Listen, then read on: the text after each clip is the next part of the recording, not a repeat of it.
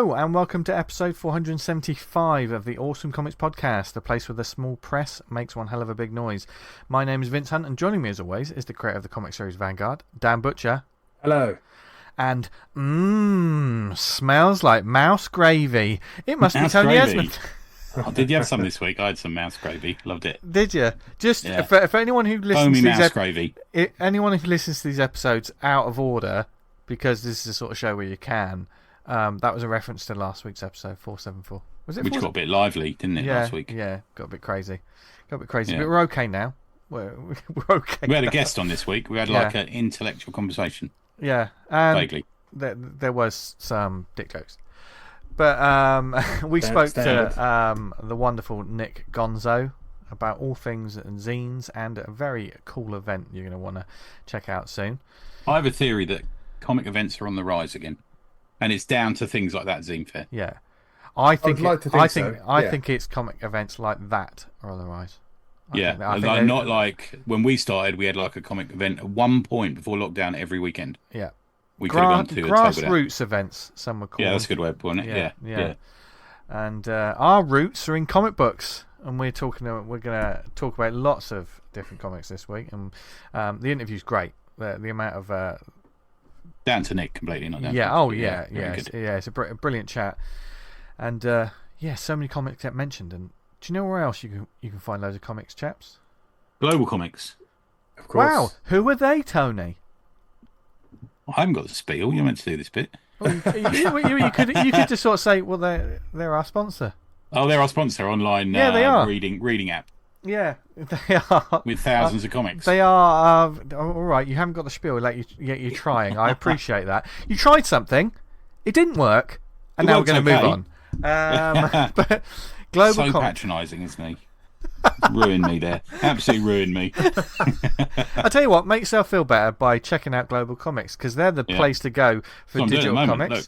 Wow, look at that. He actually showed his laptop there. Savage Shores is coming on August the 9th. Says there. What? How do you mean? Because it's already on there. These Savage Shores.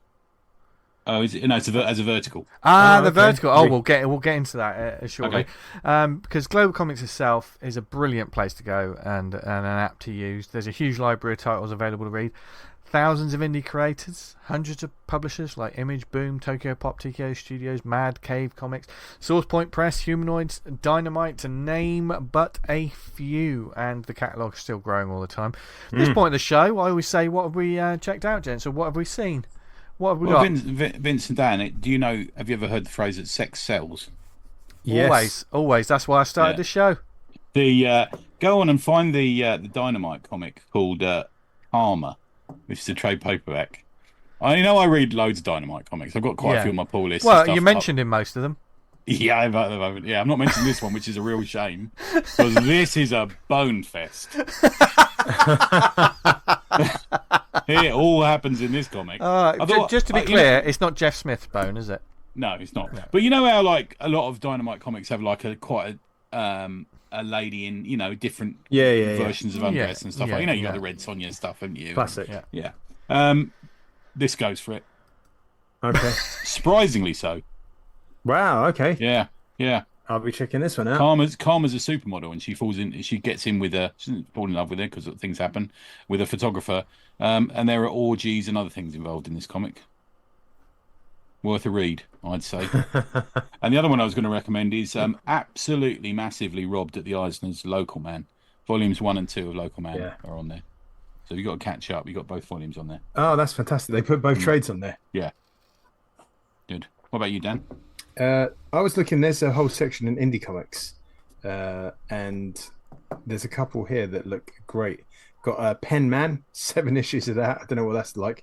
Battle Book, Crossing, and by one of the fellow Slack members, we've got Antimatter Press Positron, issue 3. Oh, yeah. So that's on there. Zach Cahill. Zach Cahill. There's so many like small and indie press comics on the site. It's great. Also, they've added new functionality, haven't they? Yes, you can now download your books if you have a Global Comics account, and you want to read on the go, but you've got no internet, you're going to a place where there'll be no internet, and we know what it's like. Sometimes you move into a valley and all of a sudden, that's it, the internet's gone. For me, this is ideal for if I fly somewhere. Exactly. Yeah. That's the best time for me. So you can download your comics to read later, which is, I think, an essential sort of thing for like any sort of reading app on the go. So now Global Comics has that. Which they've updated their app and the website and stuff like that. They're constantly evolving, which is what you got to do. And it's now they've got this. Just go for your life. Just Man, and the search function on Global Comics is so much better. I spent like a couple of days trying to find a comic on the what is now Comixology. Comixology is a fucking joke. What's happened to the search function on there? I can't fucking find anything. We were chatting. I had to send you the direct link to find a book that came out last week. Yeah, I was searching for it. Like every permutation of it, I could not fucking find it. I even go to the author's page, click on his name, and the title's not fucking there. Yeah. Like trying to get the latest issue of The Hunger and the Dusk, and it's just like I'm clicking on Christian Wilder's G. Willow Wilson, Hunger and the Dust, the series, and I was like, well, where's the latest issue? And it does my head in, like when I see, in issue 3, that looks quite good. Okay, let's see the first one. Maybe I'll check out the first one and see what it's like. Where's the link to the other ones? Yeah. Why can't I get to the first issue? Yeah. You'll have none of that with Global Comics. No, there's not that problem on there. It's easy to use. It's easy to add loads of like stuff to a reading pile if you want. Got a digital reading pile, of which I've got many. Loads. And you can also you can file things away. So books that you've got finished, if you want to go back and reread them, etc. And you can follow creators, set reading status filters, release notifications for books that you're actually interested in. So if a new book is going to turn up or has turned up, that they let you know about that. Notifications. If you're a creator yourself, you can publish your digital comics for free. Whether it be a book that you've published and you've got a digital copy, or a webcomic. There's lots of stuff there. They do vertical scrolling as well, of which my recommend was read vertically, but may not be a vertical book, which I'll talk about in the recommends. I'll discuss that. Yeah. There's loads of great tools for indie creators to help with publishing, marketing, and more. So go to globalcomics.com. That's comics with an X. You can download the app now on Apple App Store, Google Play. There's loads of free comics to just try the service out. But trust us, get a subscription because it'll just be, you can just spend the whole weekend checking out stuff. So more than the weekend, mate. Yeah, fucking God, yeah. I literally use it every day. That's not a lie. I genuinely use it every day. Yeah, totally. I'm exactly the same. I just read Freeze, a book called Freeze. Have a look at that one. I think you'll like it. It's like sci-fi theory. I hope they don't get Was that notified. an Image book? Yeah. Is that Image Wildstorm? That is that I read. I had the trade for that one. I read the first volume of that. What's the bloke wakes up and he's the only one who can move in the world. But if he touches people, he can get them. He can That's bring them back it. to life. Yeah. Really good. Oh, that's an interesting little concept. Yeah, it's good that. Speaking of good, there's lots of great stuff you're going to hear about now, and we get to the truth and the heart of the matter. So as well as having a good laugh, I got massive FOMO. I want to go to that event. I could feel that tea at the end. And I tell you what, you lovely people listening will probably have that as well. So without a doubt, rather than hearing us ramble, you can listen to the one and only Nick Gonzo talking about, well, everything. Right, this week we are joined by a veteran, an absolute trooper of the small press. We've known him since the start of this, haven't we? Yeah. Totally, we used to say that before we came on. Been on the indie comic scene for many years. We've mentioned his work several times over the years. So this is kind of long overdue, to be fair. But since then, he's been in the trenches doing the work for comics that after this chat will probably earn him a knighthood or a sainthood or something like that. But he is doing absolute stellar work. It's he's a boy in the hood, and his name is Nick Gonzo. Welcome to the show. Thank you for having me. It's I've been absolutely jealous of this program since I think it was like episode 6 when you had my colleague Rob Jones on. And right.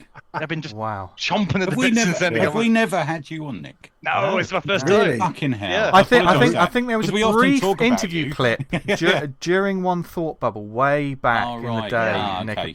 Nick kind of appeared on the show. Earlier. Yeah. Yeah. Well, Yeah, we've always loved your stuff, man. Yeah, we're big fans of your comics. Yeah. Yeah. And we're always bumping into. We just had a long chat about last time we bumped into each other. But yeah, we do bump into each other quite a lot. Oh yeah. I haven't seen you for about 2 years. I'm going to say probably. No. I think it was. Yeah, I don't know. I think I've seen you post-COVID, which is nice. Yeah. But Yeah. No, I haven't seen Vince since the glory days when we, The glory hole days. The glory hole what days they were? Yeah. Recognise him by his shoes. That's the way small press That's things how we met. Yeah. What lovely loafers you've got. I I listen to your podcast. I recognise those teeth.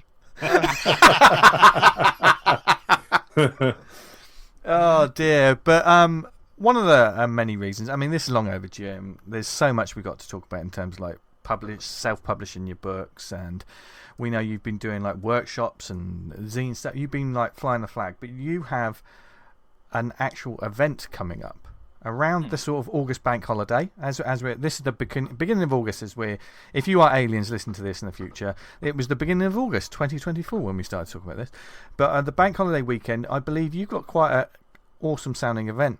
So rather than me ruin the introduction, do you want to tell us more about what's actually going to be happening? Yeah, certainly. So 25th and 26th of August from 11 a.m. till 5 p.m. I'm organising sort of a 2-day event. As you can tell from the fact that I've got 2 dates.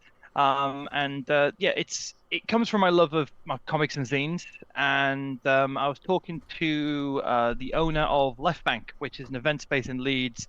It is a church that is now probably like one of the best places in Leeds for independent art, markets, gigs. They do like life drawing, and every Wednesday they have like a creative hub where you can just go and there's people drawing and making stuff, teaching people stuff, and breakdancing as well. If you're into breakdancing, then my God, you should go there on a Wednesday. Into breakdancing whilst doing a zine. I mean, that would be amazing. Yeah. I mean, we'll talk about all the stuff I've been doing, but like we once had a live jazz band playing whilst people made zines, and that was absolutely excellent day out. But yeah, Such a hipster. Oh, fuck yes! Oh no, right. Yeah. I never say no to anything. If someone's like, "Hey, do you want to do this?" I'm like, "Yeah, fuck, why not?" Good on you, man. Yeah. So originally the date we were given was somewhere in June, and because there was a supper club going on in the evening, we couldn't stay overnight. So traditionally, if you do a 2-day comic book event, you turn up, you leave your shit, you go out, you come back in. We couldn't leave it, so we started this idea of having one day that would be just comics. And I mean, I think the motto to it is a comic book on every table. Okay. Right? And then the second day is zines, independent print, stuff like that. We've made sure that it's a bit more loose on what sort of content you're creating, but ultimately it's about the creation of zines, and so people are just like selling prints. So different tablers on the 2 days. So yes, somebody will have comics. Yeah. Some people are stopping over the 2 days. Matt Simmons, for example, the king of zines, the zine freak himself, he's there both days. Cool. Both as himself and as a zine freak store. So he's going to be there selling loads of other people's work as part of his emporium and his own stuff as well. But like we're trying to go for like a same sort of ethos of following your own creativity and just making whatever you want, whatever niche product it is, you can make it. But one day, hitting hard on the comics, day 2, hitting hard on the zines. Cool. Yeah, and so we've got an amazing array of people. I just asked, do you want to come? Not many people. I did have to reach out to anybody. People came to me, which was really nice. And we tried to keep the table fee as cheap as possible. And the aim is just to try and get those people who usually don't get into the bigger conventions, people who struggle to find a place. I was in Derby at the Derby Zine Fair earlier this year, and I met Jenny Meur for the first time. Oh yeah. Absolutely amazing. Creator, does some like real cool stuff, and they were just talking about how if you do sort of more horror themed stuff that doesn't fit into the general vein of things, there's not really a place for you in the same way. And I was like, I want every freak to come to my convention and have a table. And I want to, whatever it is you're doing, I want. I mean, that fits in for me with the sort of rise of the new underground as well, which we're going to talk about a bit in the reviews of this show. But yeah, there's that as well, man. It doesn't necessarily fit with your your Excel Center conventions. It doesn't necessarily No. fit with your thought bubbles. You know, Horror is kind of It's- like yeah. that as well, isn't it? Underground Yeah. and horror is one of those. When you see a horror table at a comic convention, there's usually just one. Do you know what I mean? Yeah. Or one Yeah. specific one. Yeah. Yeah, but Yeah. we've gotten a real array, you know, and I'm really happy. First person to sign up was Matt Greeves. Cool. Yeah. Yeah. So we got Blatt, and we got a lot of the Underground Kingdom people, and you know we've got. There's Like, Falky coming up. I can't remember if he said or not. I don't know. He did not respond. Yeah, he's I mean, a if he just- laissez-faire if he just motherfucker. wants I'll have a to word with him. If he wants to kick in the front door and just turn up, he's got a table. Okay, cool. No, I'll let I'm him not know, going to man. turn him Yeah. away. Yeah. Yeah. I met him once. I alienated that guy so much. I was tired and warm. He's just like that. He's And just I like was it. just so like on my weirdest behavior. And he was like, "I don't know if I like you or not," and that's entirely thing is- fair. But He'd probably just say that. Yeah, Yeah. that's the Yeah. No, he did, mate. So, but yeah, no. Good. That was good. So, anyone else you wanted to talk about who's coming along? Let me get my list. I am going to ask you the big question, Nick, in a second. Yeah, Good. I'm you going to ask you what the difference between a comic and a zine is. Oh man, shall I That's answer? Okay. That's the big question. Do we want to tackle that, guys, before we jump in? Yeah. go for it. Let's see who else is going to be here before guess we Give him some thinking time. before the spotlight. Yeah. Yeah, he's got time to think about it while he reads off a list of some of the people being at the show. It's like it's a bit to me a bit like the difference between what's a comic and difference between a comic and a graphic novel. It does differ to opinions. Yeah. Yes, doesn't it? yeah. You know? I think it does. I think it's one of those questions. And at the moment, I do what I prepared for this more than I prepared for the majority of I prepare for this more than I do for the majority of like seminars I do, and yet somehow I still can't get to the goddamn list of who's coming. And we'll talk about my ADHD in a minute, but just as a virtue of that, you might as well just don't know anybody who's ever turned up. But yeah, but yeah, no, you're entirely right. That the great war between sort of graphic novels and comics, I think, certainly rubs off on zines. But the thing is that there's a big disagreement in zine communities over what constitutes a zine, and because the word's quite popular, it gets Yeah, overused. I think it also used to mean something different as Yes, well. it did. I think. And- 'cause but you get yeah. football zines and punk zines. Yeah, Absolutely. that's fair. Yeah, But didn't yeah, consider let's. that. Now I found my list. I'm gonna put a Okay, pin let's in do your that. list. Let's Yeah. do Go yours for it. first. So, to be yeah. continued. Yeah. Yeah, to be continued. So yeah, I'm very, very happy to say that the Maddiest boys are going to be there. We've got Rob, we've got High Green Dawn, aka Liam Hill. Incredibly chuffed to say that Erica Price is going to be there. You know Erica's work? Because I I absolutely know the love name, man. I Erica's don't work. think I bought anything about it. No. All right, Erica does the most amazing horror comic books. The first comic book they did was called Disorder, like a sort of 3-volume thing all about mental health and the horrors of the hospital system and things like that. And they do this really gnarly line work, which I just am absolutely in love with. The whole thing just looks Okay. like a Interesting. Rancid album cover. Right. Oh it's like- yeah, I can yeah. see it now on her Instagram. Oh, yeah. She does. Um, Worms. She did a book called Worms. I think Worms is a new one that's all about Catholicism. Yeah, I Oh, saw good. that recently. Favourite. Selling that one in It's the Stick church. a- nightmarish. That's brilliant. Stick a follower on it if you do Yeah. these, so I can have a look later Yeah. on our one. Yeah. And yeah, Leeds zine hero Kristyna Baczynski is going to be there for the first day. So Cool. yeah, their graphic novel put out by Avery Hill was Retrograde Orbit. Yeah. Love that comic book. It's all about life as a sort of second generation immigrant. But I'm saying there because I'm not sure, but their partner is a TV comedian, isn't he? Is that yeah, right? it's Greg Johnson. Yeah. Yeah. I love Greg Johnson stuff. Yeah. One of the funniest people I've ever met. Does he make comics and zines too? Do you know, or does he have a hand in it? Or... He makes stuff. Yeah. So he has a YouTube channel where he like shows you how to make really cool shit, like Yeah. you know, it's props and replicas. And like if Awesome. on his channel as well, if you go back, he does like sketches and stuff that's Oh, still God. fucking amazing. the Woody Right. Brown stuff. Yeah. He did a one that I've showed to a lot of people. There was like a Lloyd's Bank ad, you know, like the slow running horses. Yeah. But Oh, he yes, he you sent did the this to me. the music. Only he did a slow version of like Aswad's like Sweat as these horses are running. That was the one. good. That was the period where every advert was just a sort of a broken voiced person doing a cover of an Yeah. actually really good song. Yeah. I mean, let's be Yeah. honest, that and every single Marvel cinematic trailer as well. Yeah. Yeah. Hey, they still do it to this day with Yeah. some of them. But I think the ending slogan to that as well is like, Lloyd's bank like a horse. Yeah.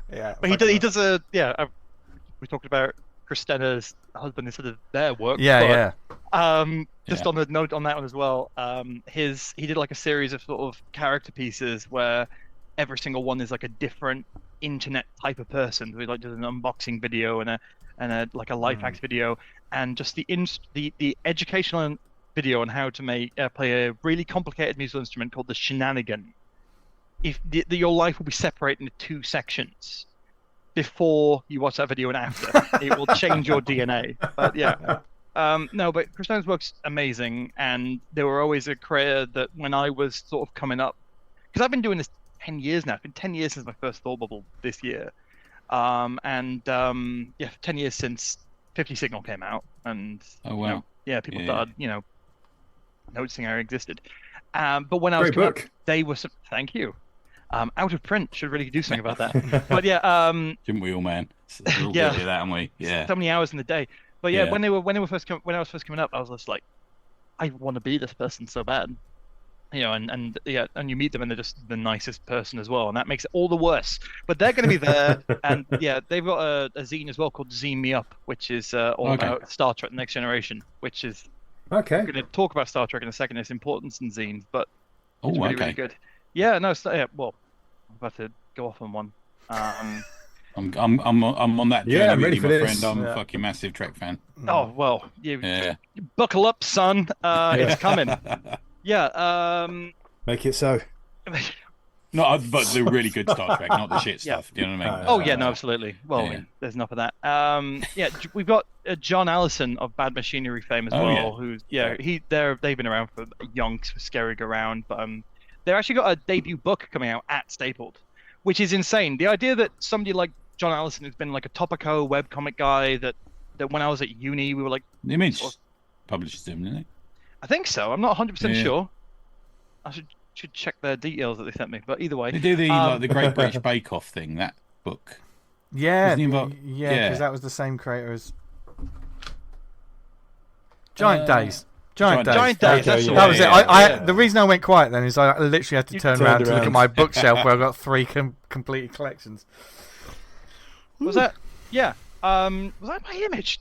Jesus. That was Boom. But Giant Days was Boom. Okay. Yeah. I mean, still Boom. They're great, aren't they? Yeah. But so the idea that I could go from them, like me and my mates reading their webcomics on Friday afternoon when I was at uni, to then them going to a convention of mine, that's pretty cool for me. And I'm not going to go over that. And people that you don't know, but that I think everyone should. There's a bloke coming called Ewan Power, and I met him at the Coco Comix convention. They're also going to be there, Tom Phillipson and James Patricks.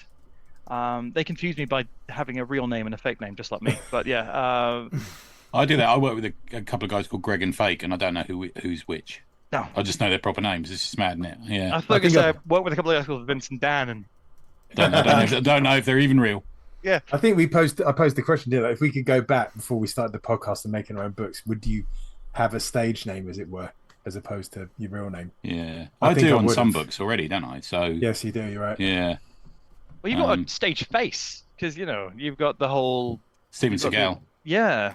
That's how's that feel now? He's like the most. Well, it's all right because we're so similar. You do look a lot the same. Thank you, mate. It's terrifying. But I would strongly recommend Ewan Power's stuff. Really good, sort of noirish, superhero-y things, but their use of black and white space is absolutely excellent.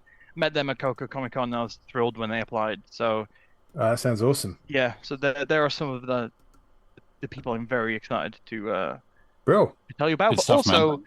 because I've been running Zineophilia, which I'm sure I'll talk about at great length in a minute. Hell of a name, my friend. Thank you. I was so that comes from I wasn't sure that was just the name of the email you sent me to wind me up, or if it was actually the thing. But yeah, it is the thing. Yeah, it comes from Ghost World. Ah, right. Okay. So in Ghost World, Enya Coleslaw goes to a zine shop called Zineophilia.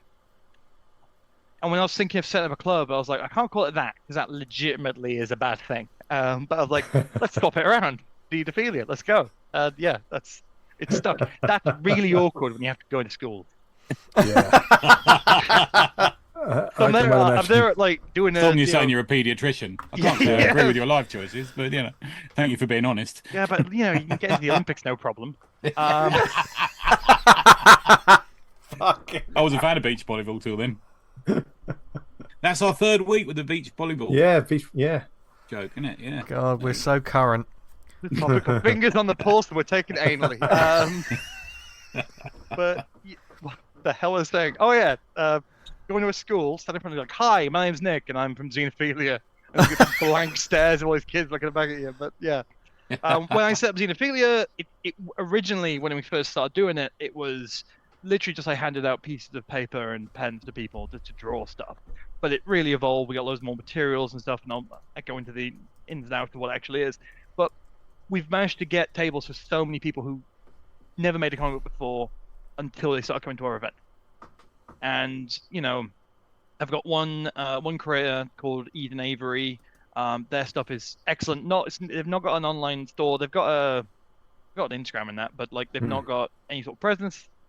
They habitually made sort of diary comic books before they came to Zineophilia, but they never put it into print before.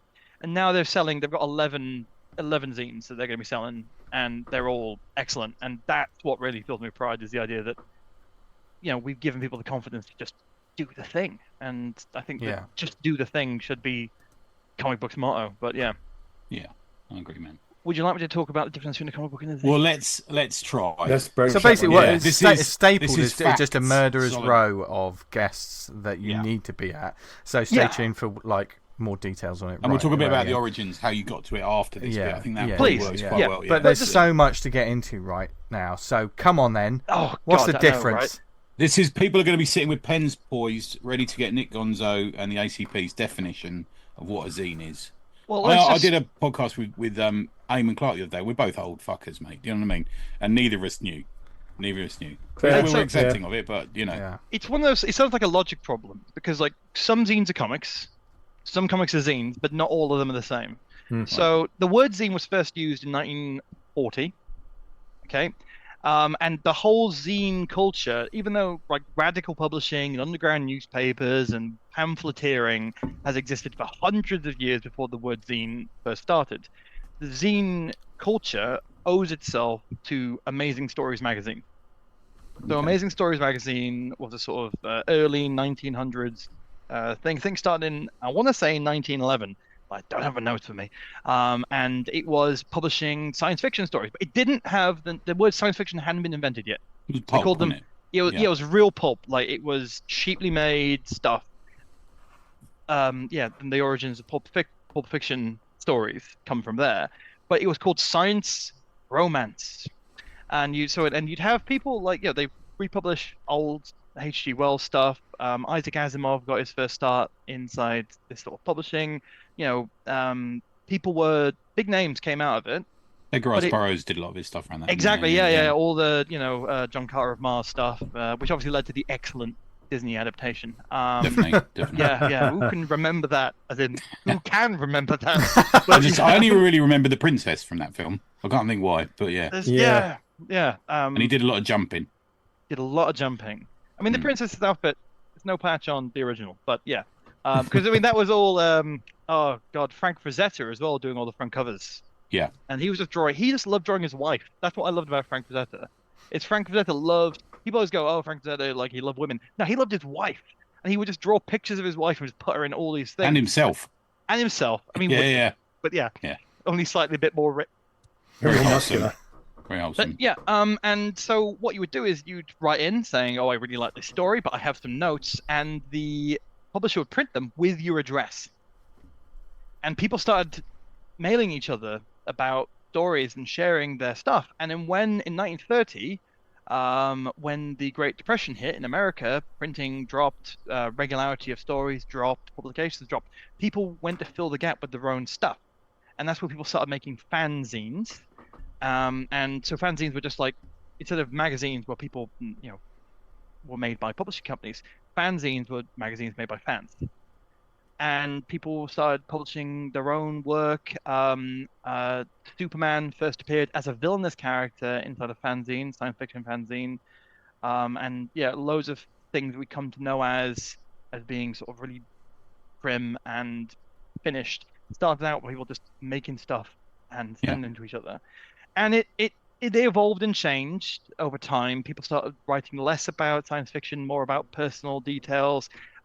People wrote about science fiction, then they went on to write about punk rock and music and rock and roll. Comic books as well. Yeah, and people talk about stuff that the mainstream didn't talk about. We talk about the mainstream all the time now, but I feel that it's a very different element from the past where everything was produced by a really small set. Remember that Arsenal used to have a fanzine called Up Your Arse. Up the Arse, it was called. And a bloke would walk around outside the ground and go, "Up your arse, £1." Like that. I mean, yeah. It has... Story for the school there next time you're there, Nick. Yeah. Oh, yeah. Yeah. It's amazing. Yeah. They love. Yeah. I mean, it's got that real underground stuff going on. You know, like nobody's telling you what to do. There's no oversight. There's no editorial control.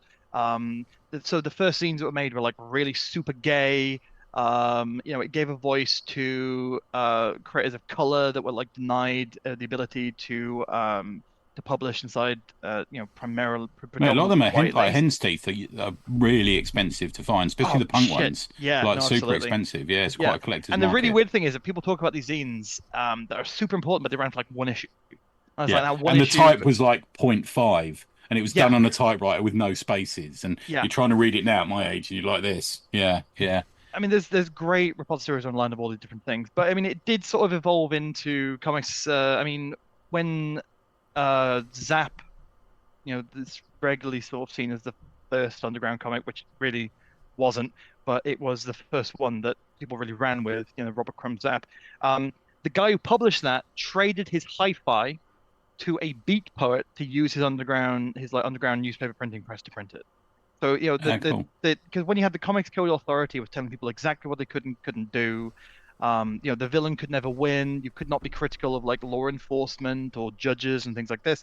So people start punching their own stuff, and the world of zines and comic books are really heavily linked together through just people doing whatever they want. But there's a significant destiny for you there, Nick, because your last name that you use is Gonzo. Yes. Which is also a noun for a lot of these things, isn't it? Like Gonzo Publishing, Gonzo. Even you can get Gonzo pornography now, don't you? It's independent, roughly made.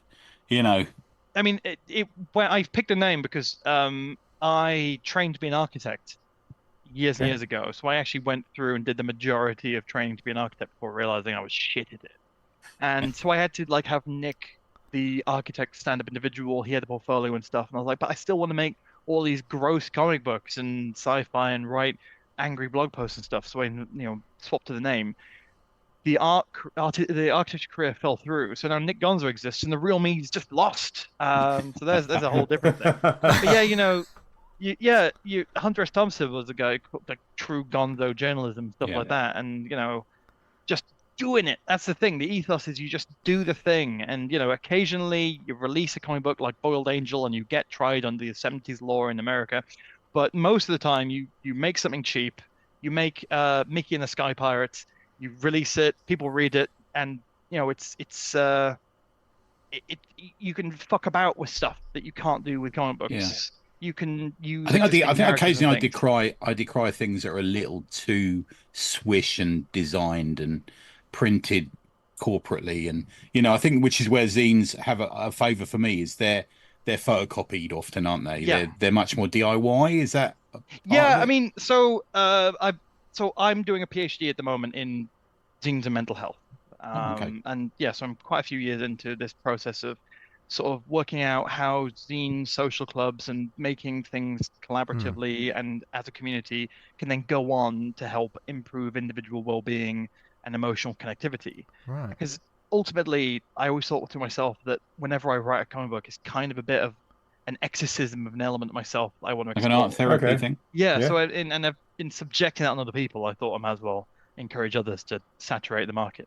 So I'm doing a lot of research into what actually constitutes a zine, and one of the things, I think it was the guy who created the giant robot, which became a big magazine and a website, but originally started as a zine. He was saying that when you create a zine, you put the focus on the thing in the zine, whereas quite often people put a focus on themselves or some brand or something they want to sell you beyond the zine. So you do get stuff like big bands will be like, oh, pre-order our record and you'll get a zine. It's like, nah, man, you've had a creative team, you've had you've had an editor, it's being published en masse. You're just using the name. But ultimately, I think people could tell the difference. People aren't tricked. They will look at it and go, I can tell this is raw and honest.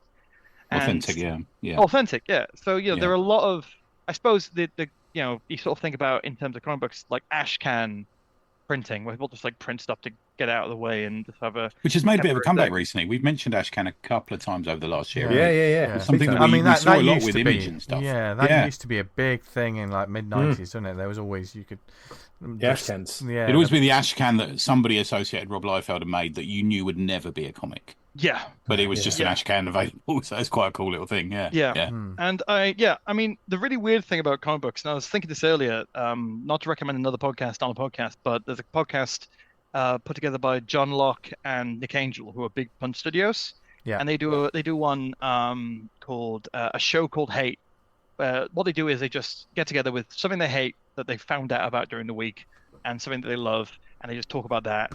But in the recent one, they were talking about what they've been up to, and they were talking about how the comic book publishing world works or has worked for them, and how contemporary book publishing works that they've recently sort of had some experience with because they've got big projects on the go, and how it's really weird that comic book creators, the comic book industry is fucked. Let's not beat around the bush. Like comic book publishing, Western comics. Western comic. Yeah, okay. Yeah. That's a good distinction to make. The big American especially as well. I mean, you look at the French industry and it's very different. Yeah, exactly. Yeah, I agree. Yeah. But you look at the traditional big comic book industry and it's really messed up with individual ownership, rights, getting paid.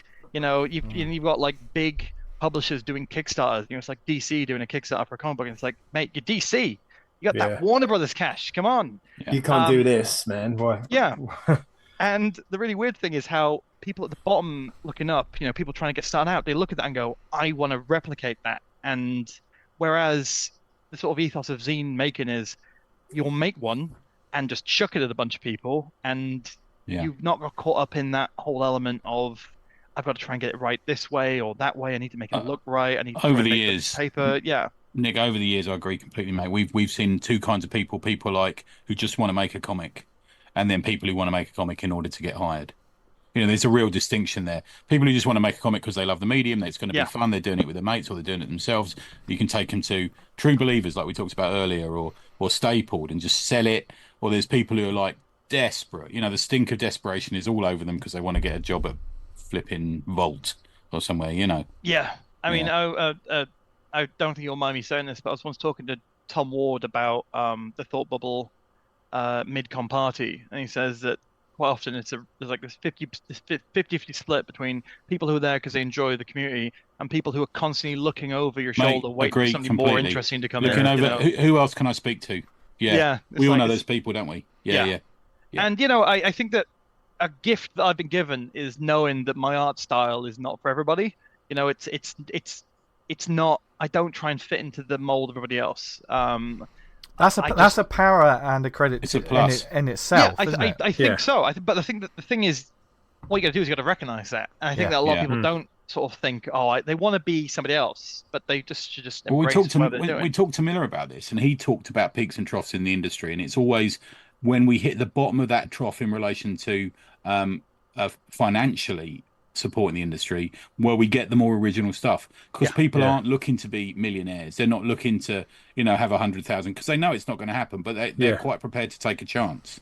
And he says and us being at that little bottom peak, bottom trough is before it rises, is a really important place to be, and we need to recognize that, I think. I think you're just going to make stuff for the joy of making. I think that's where zines can teach comic books a lot, but I think that ultimately there isn't like a huge distinction between the two. I don't think that the word zine's got any more sort of credit than comic books, but I think that zines are a good method to tell comic book stories. Let me ask you this then. Is it a cool term amongst kids then? So being a zine, going to a zine fair, making zines, do you sort of, 14 to 25-year-olds, is it cooler than being a Comic Con? I I think guess. so. Yeah, I Yeah. think absolutely. Yeah, Yeah. I think that, and I keep talking about Thought Bubble, but Thought Bubble is like a convention that's so dear to my heart. Like I went to the first one was at college and was like, this is going to change me forever. But like Oh, nice. when the first one happened, they called it a sequential arts festival, not a comic book convention. Right. Okay. And I know that there was like a sort of real focus on sort of trying to tell as many stories as possible. And I think that even though, and I think that comic books are cool to a lot of people, I think that Marvelization has really sort of stuck a dent in a lot of goodwill that a lot of people have sort of worked hard to create. Movieization, I think, Yeah. particularly. Yeah. Yeah. And so I think that comic conventions have certainly changed again in sort of people's eyes. And I think they're saying, oh, I make comic books, people say I make zines. I think that, yeah, you're entirely right. It is way more of a buzzword Yeah. to get people interested. But also I think that to a lot of people, the word zine is a way more friendly term. I think that comic book fandom does not do a good job of. It's not got a great rep anymore, is it? No, Yeah. it really Yeah. doesn't. And when you've got men crying in cars because they don't like the color of the protagonist anymore, recording angry videos, it's not making people go, do you know what? Fuck, I really want to get involved. I'm deleting that one now. Yeah. We talked about that, Tony, actually. I'm always crying in my car. I just never video it. But it used to be that You know what I my mean? feeling Yeah. on the comic book stuff was like it was grossly uncool. No one wanted to do it, and then it got very cool, as it were, because of the films. And now it's kind of so kind of passe and like, oh fucking hell, comic books. Yeah. Like I roll, we're back into Well, the uncool bit. It's the old. I actually think that zines being cool is also a bounce back against graphic novels. So graphic novels. Do you remember when we used to get wound up by this? We'd say to people, "Well, do you read comics?" And they go, "No, I read graphic novels," and we like want to stick a fork in their face. Do you know what I mean? But I almost think that graphic novel has become part of the Observer what Pat calls the hamsterdization of comics. Totally. Graphic novels are these sort of coffee table books now that people buy and never fucking read. But zines are these little things, these fun little. It's DIY culture again, isn't it? It's completely disposable as well. You Yeah. know, it does. Yeah. One of my favorite bands is the band King Gizzard and Lizard Wizard. Right. Yeah, I've heard of And that. they say about their music, if you don't like our album, it doesn't matter. We'll put another one out in 6 months. And they're true to that form because they've had like 28 albums over a period of 10 years. You know, they put 5 out in 1 year once. And I think that graphic novels are very much tied to one thing.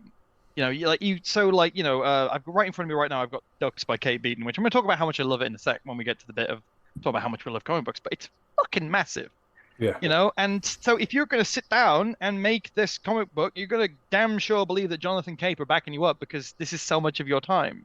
But I love sitting down and making something without even thinking about what it is I'm making. I have like an image in my head. I start drawing. I will do 8 pages. I'll print it. I will give it to my friends. I will sell it for a cheap price. And I will move on to the next thing. And that feels more real than when you get sort of people who are going onto Facebook forums and being like, hey, can somebody help me out? I want you to do a 100-page graphic novel with me. None of us are going to get paid until the end. And even then, it's not going to be much. It's. I would like to compare this sort of thing to cinema as well. So in cinema, we've got the movies that are shown at the BFI, in the Curzon, and then we've got the movies that are shown at the multiplex in Stevenage, and then we've got like the short movies that are shown in little festivals, in little towns, like little horror festivals and stuff like that, which are 10-minute movies. And it's almost like we've got graphic novel, comic, zine. Yeah. In the same way, almost. Yeah, different. It's almost a different market, but people can go to them all. There's this, exactly. I mean, we live in a world where Pink Flamingos, John Waters' Underground movie, was given a Criterion Collection Blu-ray release. I was just trying to remember Criterion Collection there when I said that. You're exactly right, man. It crossed it over, didn't it? Now people will pay 40 quid to watch a drag queen eat a dog turd. Like that's the world in which we. That's quite cheap. Live. My weekends, mostly. You like it live though. If you can't smell it, there's no point. Normally it's my turn. But I think you're entirely right. There's like different areas, and they can all swap over. But I think that the reason why I think zines are popular now more than ever is because they have an immediacy. You've got full control, and it comes with no baggage. There's no sort of inherent. There is a lot of toxicity in the scene, but there's no in your head. There's no inherent and toxicity. cheapness, Nick, Yeah. and cheapness, And which cheapness. is another massive thing, isn't it? Graphic novel £29.95, comic £5, zine could be a quid. Yeah, could be a quid. Yeah. But a question I have is, we talk about digital affecting so many different things. Now, one of the strengths of zines is that, like a photocopy paper, stapled yourself, very disposable. I've picked up stuff from comic conventions, and usually some of the things I go back and look at most is the little zines I've picked up. They may be the most disposable, but sometimes they're the most readable of the stuff you get in the big pile.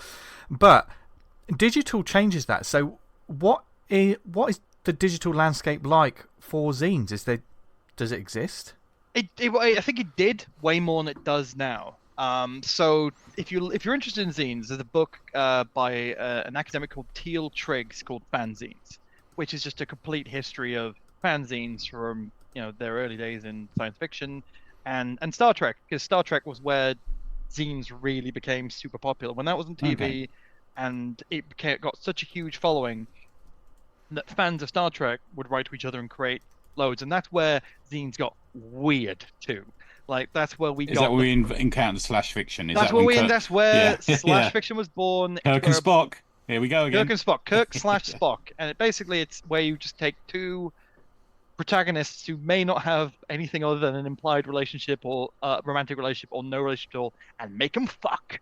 And that's what people did, and that's where Kirk/Spock zines were like primarily female exploration of non-typical sexual roles and dynamics, and there's been so much wonderful writing about the feminism of Star Trek that is beyond and above what was shown in the program.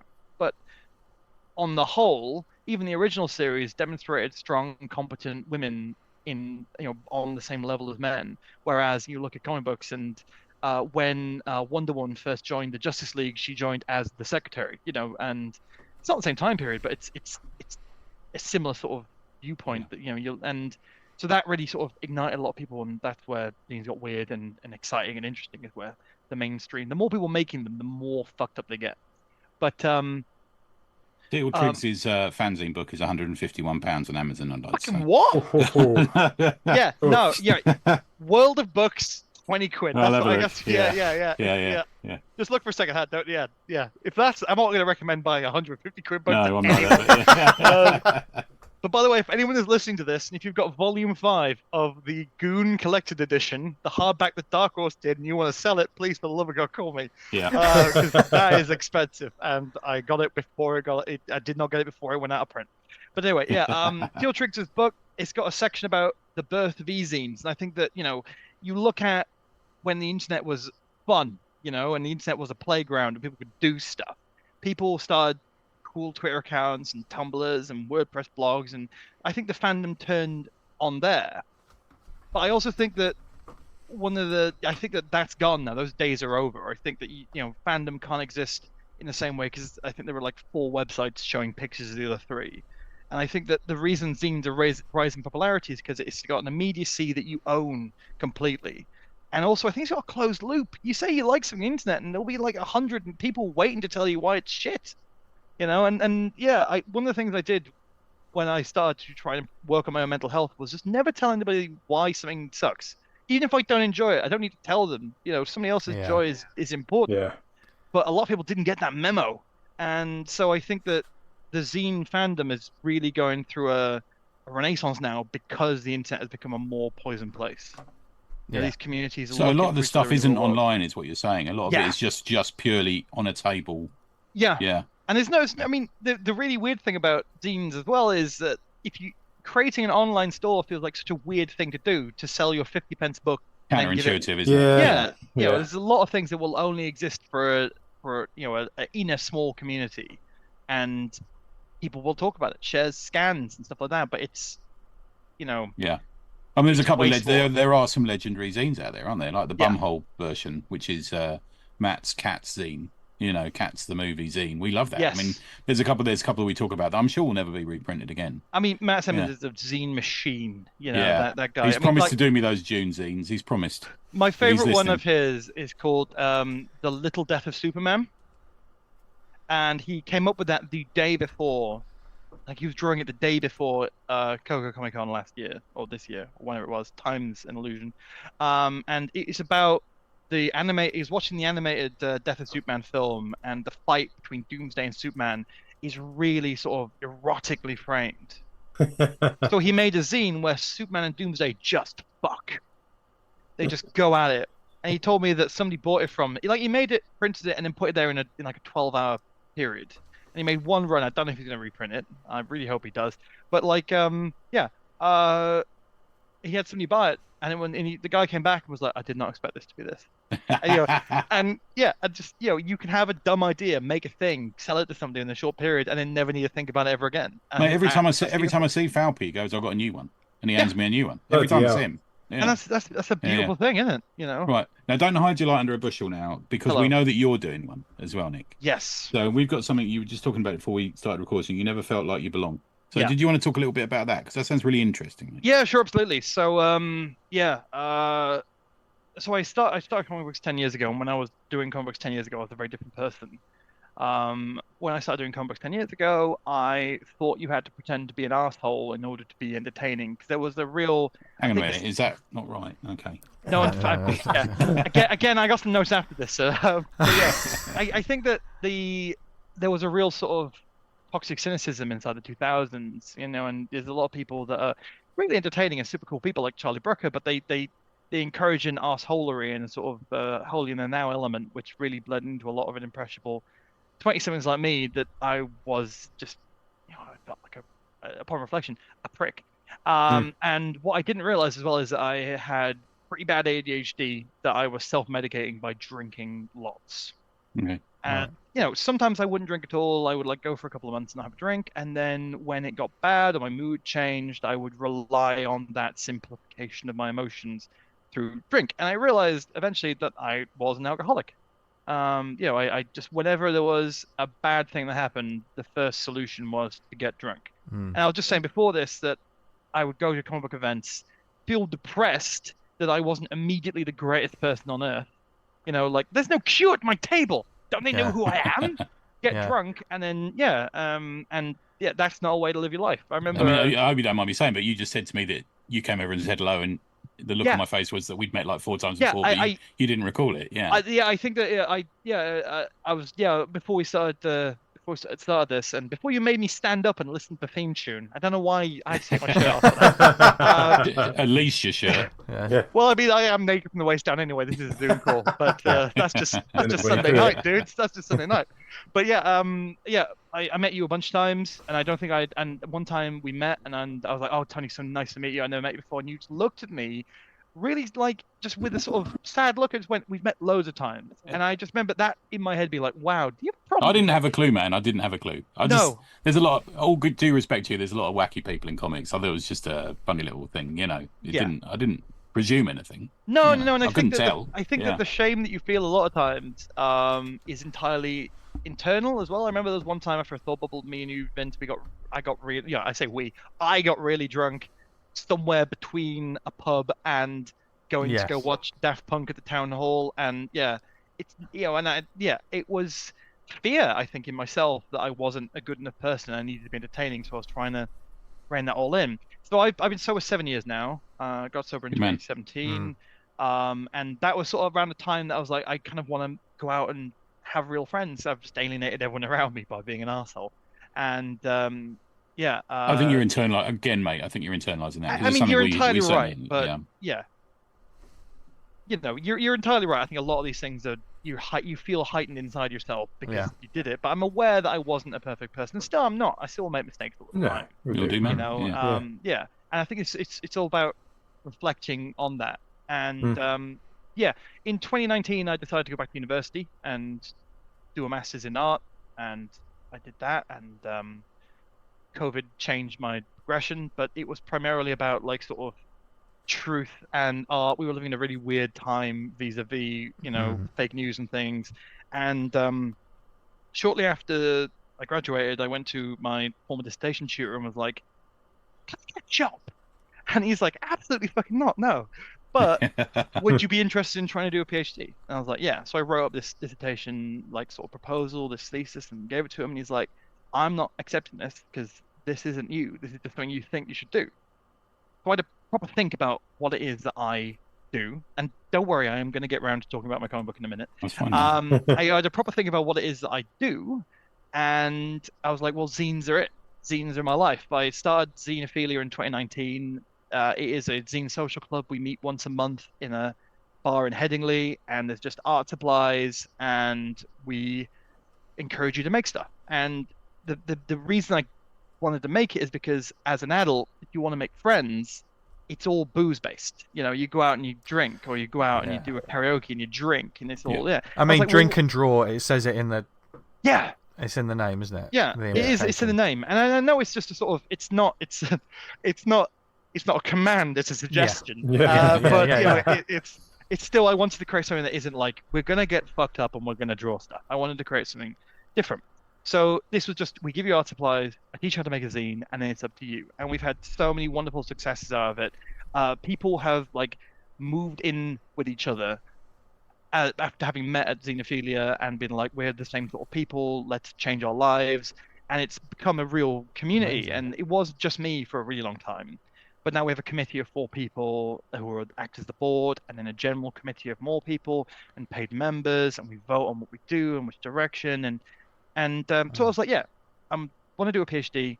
Let's do it in the thing that matters. Let's talk about zines and let's talk about mental health, because one of the things it's done has really helped people connect with their emotions. I've got people in the group, and without any sort of provocation, when we do the feedback form, they're like, I thought about killing myself, but then they came to Zineophilia and I met a bunch of people, and now I look forward to doing that every month.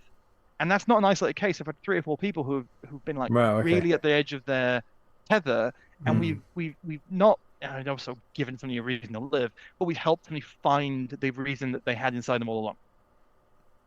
So I started doing this, and I realized that all my comic books are about fake versions of me doing stuff, except probably Functional Samurai, which is just about how awesome 90s video games are. That was awesome. But like, awesome, thank you.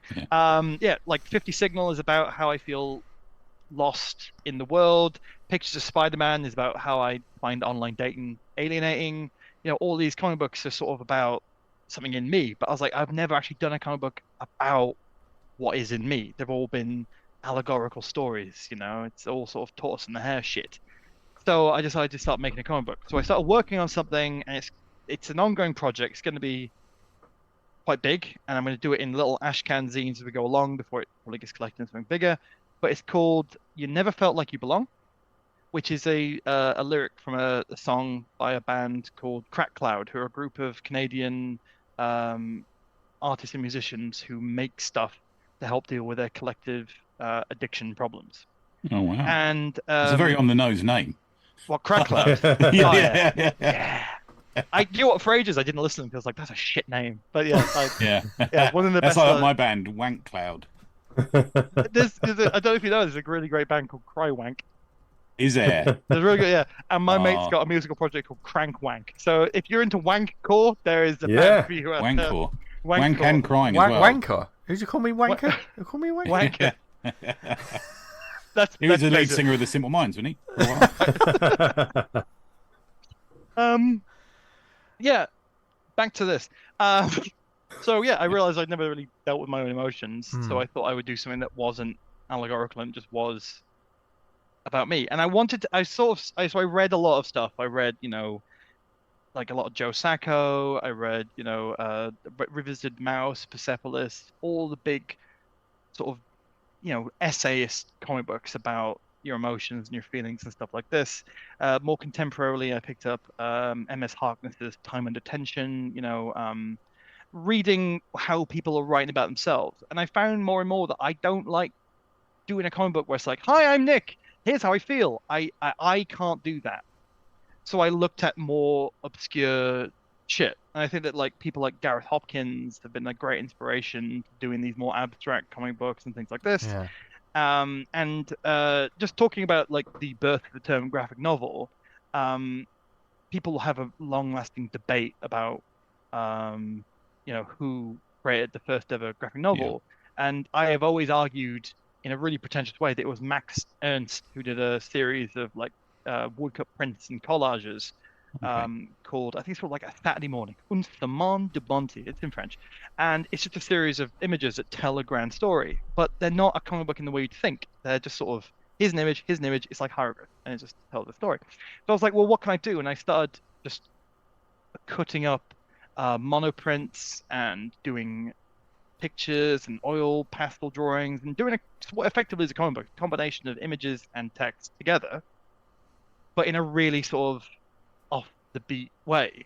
And the whole idea is to try and address how I feel, the struggles I've had with like imposter syndrome, ADHD, relationships that haven't gone well. What's the format, in a diary way, or is it a bit more abstract than that? It's really abstract. So like Right. it starts with like 3 pages of written text, then there's a couple of collages, then there's a bunch of monoprints, then there's a bunch of oil pastels, then there's a bunch of like actual illustrations about fears and things. And I mean, you say it's broken down, like there's going to be like several zines that will complete. Is each one about a specific thing, or is it just like almost each one's its own mixtape kind of thing? Each one's its own sort of mixtape. I think it's a really good way of putting it. Yeah, it's just each one is just a continuation of the thought process. You've got, here's what I've been thinking and feeling. Here's what I've been thinking and feeling. And so there's that big poetry connection back again. Yeah.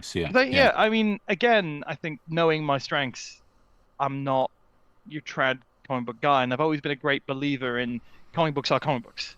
They shouldn't try and be movies. They shouldn't try and be storyboards. They shouldn't try and be anything else. Yeah. Just make them comic books. And we have a very narrow definition of what a comic book is because of the proliferation of Western comic books. There's like people who go, oh, you should never have more than 5 panels on a page. And it's like, well, France would disagree. I think that's opening up a bit. I think I agree with you. There used to be like these massive rules about it all, didn't there? Yeah. Peter David says this in his writing book that you shouldn't do this, and Robert McKee says this, and I think with the explosion of manga, and also the fact that we're getting more and more books from the continent now, I think that's changed. I think. Yeah, no, absolutely. It's slowly changing. The language is evolving, and I think that's really cool. And I think that there have been some great people who've tried to change comic books writ large with their sort of stylization. I'm going to get this wrong. J.H. Williams III, the illustrator, did the amazing Batwoman comic book. Was it J.H. Williams or was it J.H. Williams? I always getting mixed up, but sorry, mate. As soon as you said I'm going to get this wrong, I thought, right, I'm getting it wrong now as well. You just imprinted yourself into my brain, and I can't remember now. But you're right. Luckily, so they had this is really circular heavily... panels. J.H. Williams, I think you're right. Yeah. Luckily, this is really heavily edited, so it's going to just appear like. No, this will all be edited out. J.H. Williams III and W. Hayden Blackman. That's what I got from this Amazon advert. But and they were like doing loads of weird patterns and like having just like a huge blank space across a double-page spread, and then having the comic book all happen at the bottom and stuff like this. And I think there's a lot of people who've really pushed the medium. I think the point you're making there, Nick, is you've been doing this 10 years, so you know how a page works, so you can experiment with it. I think the problem we've got these people who don't know how an eye moves on a page. They can't experiment, or they find it more difficult to. Rather, I'm in a lucky position that I've got 10 years of goodwill to blow up the bathroom wall, so I work at this comic book it's an ongoing project, and it I don't know how long it'll go on for, but it's something that is very, very sort of important to me because you sort of, especially with sobriety and ADHD and these things, then they're not things that go away. They're things that continuously evolve, and they find new ways of shitting the bed in your life. Even over the past couple of years, there have been issues where I've been in a relationship and I've not listened to them and they've not listened to me, and no one's done anything wrong, but we just not worked. And I want to explore that and sort of put it all in a place. And I've been talking to other creators as well, and I'm not going to name any names, but like I've been talking to some other creators who I got on really well with, and they've been going through their own experiences with ADHD, and I've been sharing notes and stuff, and it's really it's something that what I would like is to give this to people and they sort of recontextualize how they feel. They're like, oh, I felt like this. I don't feel alone. You know, I feel like I belong again. I want to sort of telegraph to people that the thoughts you have. I think that's important with this piece of work that you're saying, Nick. I mean, we've spoken about, like, you know, some of these books and these artworks that people do. Certainly a lot of auto-bio and stuff. They can be very therapeutic. They're like art therapy, but it becomes a different thing when you're choosing to then show it to the world for other people to enjoy it's it. A scary and to thing sell to do. it, I think, as well, sometimes, to make people pay for it. Yeah. So I think an important distinction that you've made, Nick, is like people will be able to read this and see things that they can relate to, because otherwise, if you know, some art therapy should stay as a personal thing. You know, it's beautiful and it's wonderful and it can really help, but it's not the intention of like art therapy to necessarily be, okay, you've got a product now.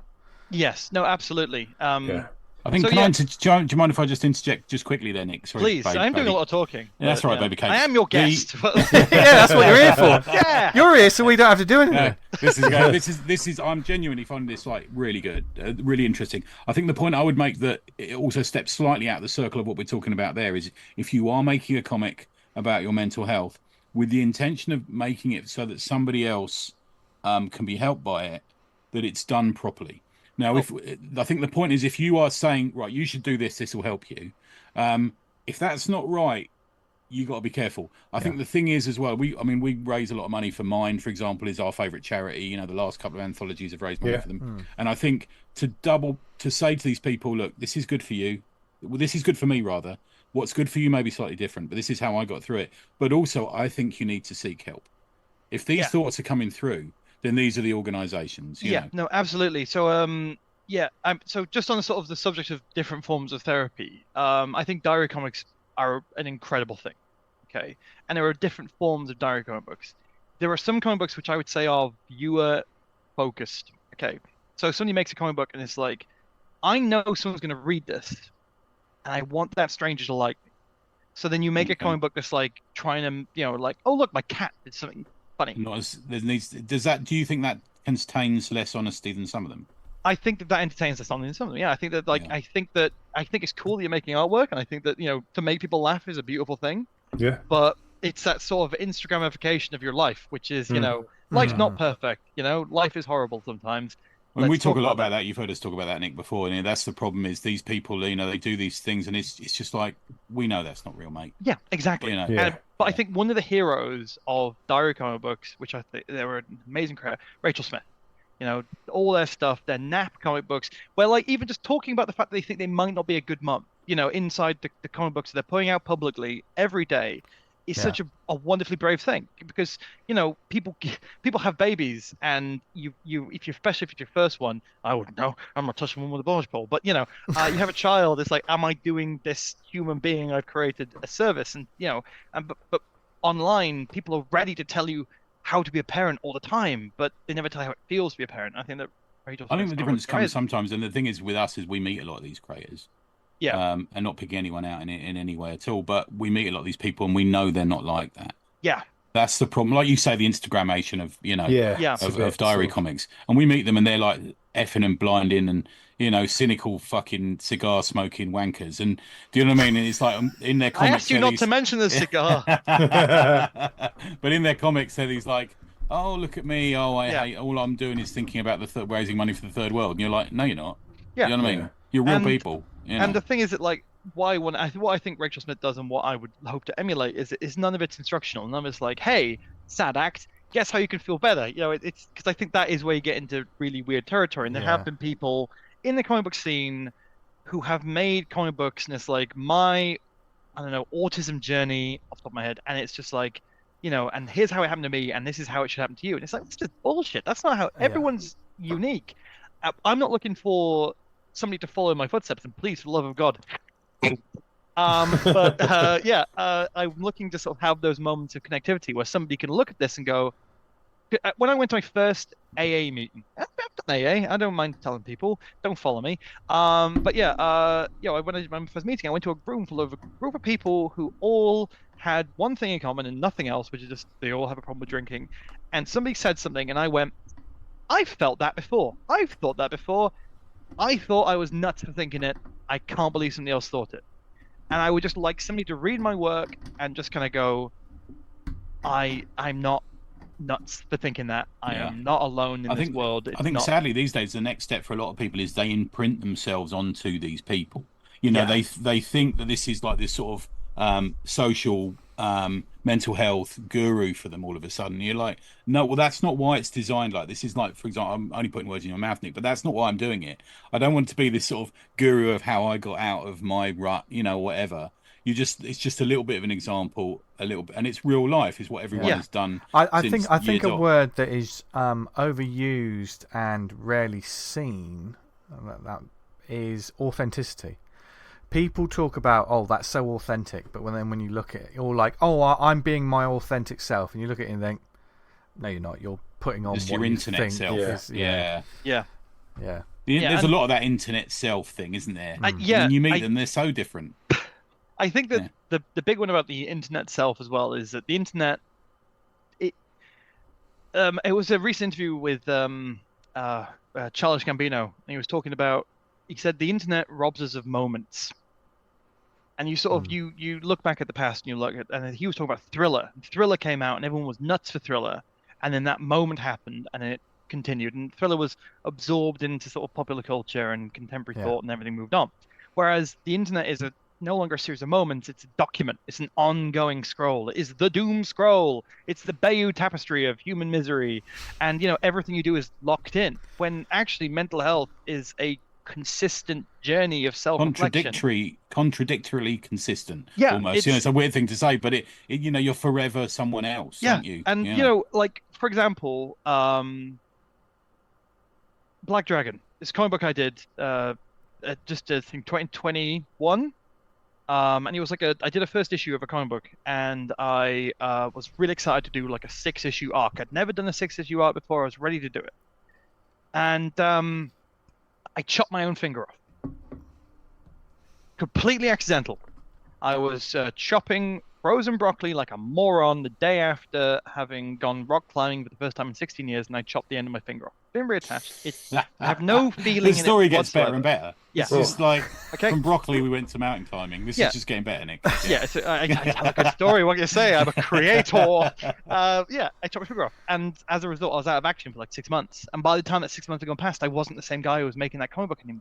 Yeah. I would love to go back to doing that one day, but then other things came up and other things moved on, and my attitudes and my mind changed, because in 6 months you become a different person. And it's totally that. We did. We read Bacchus for another podcast the other day, and you immediately get that. You can tell he's doing it in almost clumps as he goes along, and you can see the world changing as you go. And you do become a different creator. I mean, like that speaks to, like, for instance, the Red Mouse from Mars. Like when people sort of say to me, "Oh, when's the next one?" I'm a different person. If I do that now, it's a different book. The Wilderness Years, Red Mouse from Mars. Yeah. You've had 9.5 years with me and Dan. And to be honest, having the break after the third issue with the intention of coming back crippled it. Do you know what I mean? It completely crippled it, because I can't go back to do a fourth issue of something. It just won't. It won't be right. Almost, I feel like you need to do something that's a massively different format. Exactly. Yeah. I mean, it's almost like I look forward to it. That's weird, because actually on the way here I was thinking, what is this actually sure bash for us? Yeah, well, that's the thing is, but there's, I think sometimes we have to look at that and be like, okay, it's just too, I can't go back to it. But I think that the internet stops us as individuals from saying, I am a new person. I'm not the same person I was 6 months ago. I've learned, I've evolved, I've changed. But I also think it stops us from doing it to other people. I think we expect people to be the person that they were last time we saw their profile.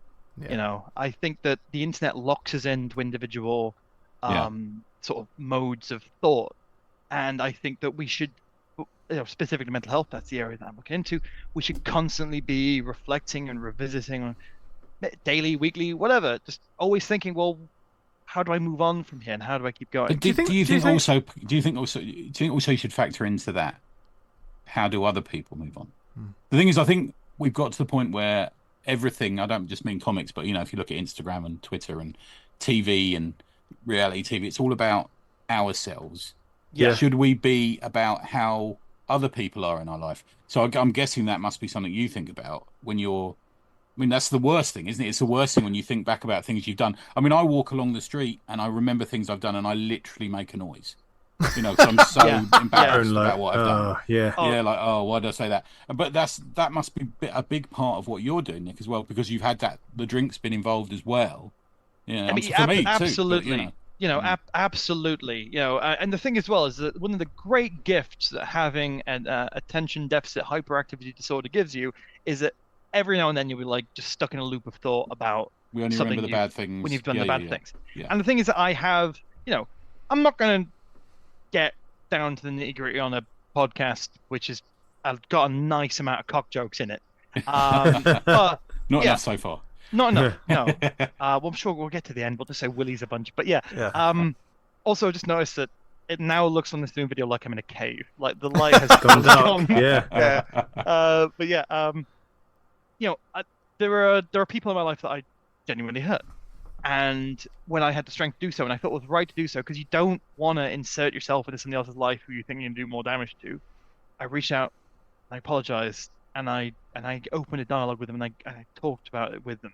Is that part of the 12-step thing? It's part of the 12 steps, yeah. But I think that it's something that I have evolved into doing just in my general life, which is talking to people about how they feel. So I am happily in a relationship at the moment, and we've been together 2 years, and we both are people who have got our own unique differences in terms of our neurology. The strength of our relationship is we're constantly talking about how we feel and what's right and what's all this kind of stuff. And I think that we need, you know, I think nuanced conversation is very, very important, which is why I've come here today.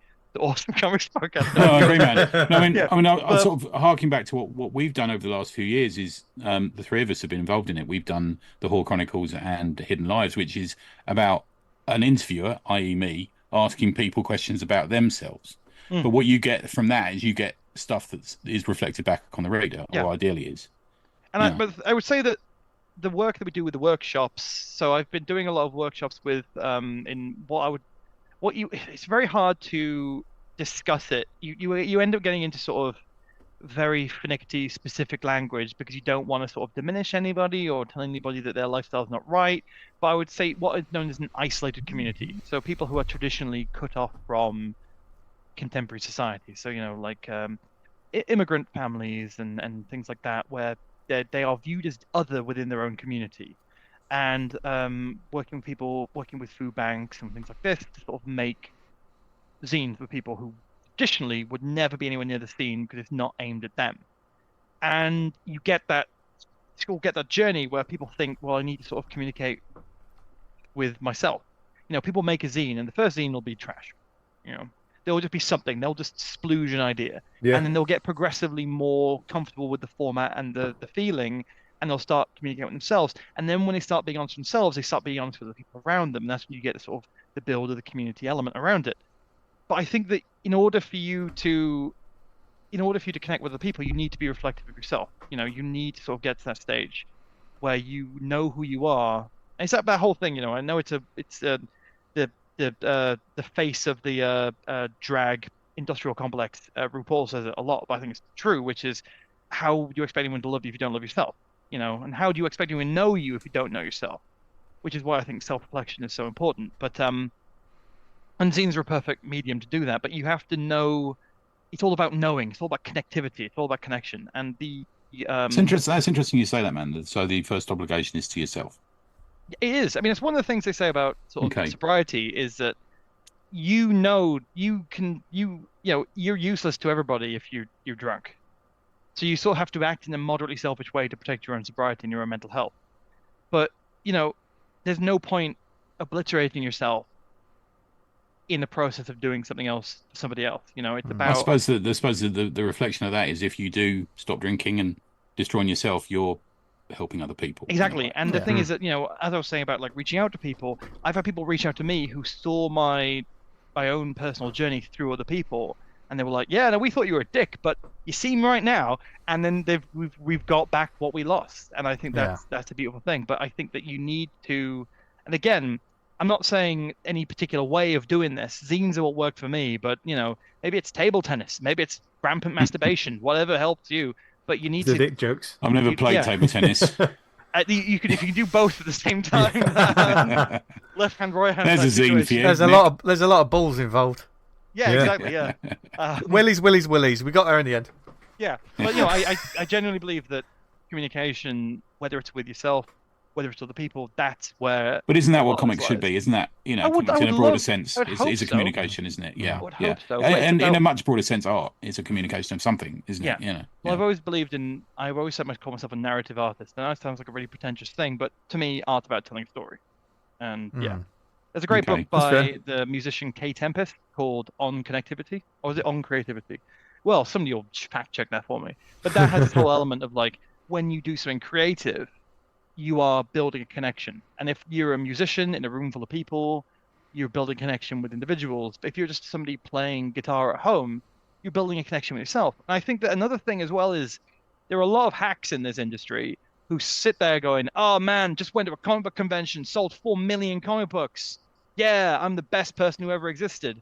And it's like, Yeah, there's a massive line between talking about yourself like that all the time and making an autobiographic comic. That's for me, that's what I think we need to differentiate. We need to see what, the art in it is the important thing. And I know, for me, a lot of, you need to eat, right? You need to sell comic books so that you can, even if it's just paying to make more comic books. But for me, the moments have always stuck with me is when you sell a comic book to somebody and they come back.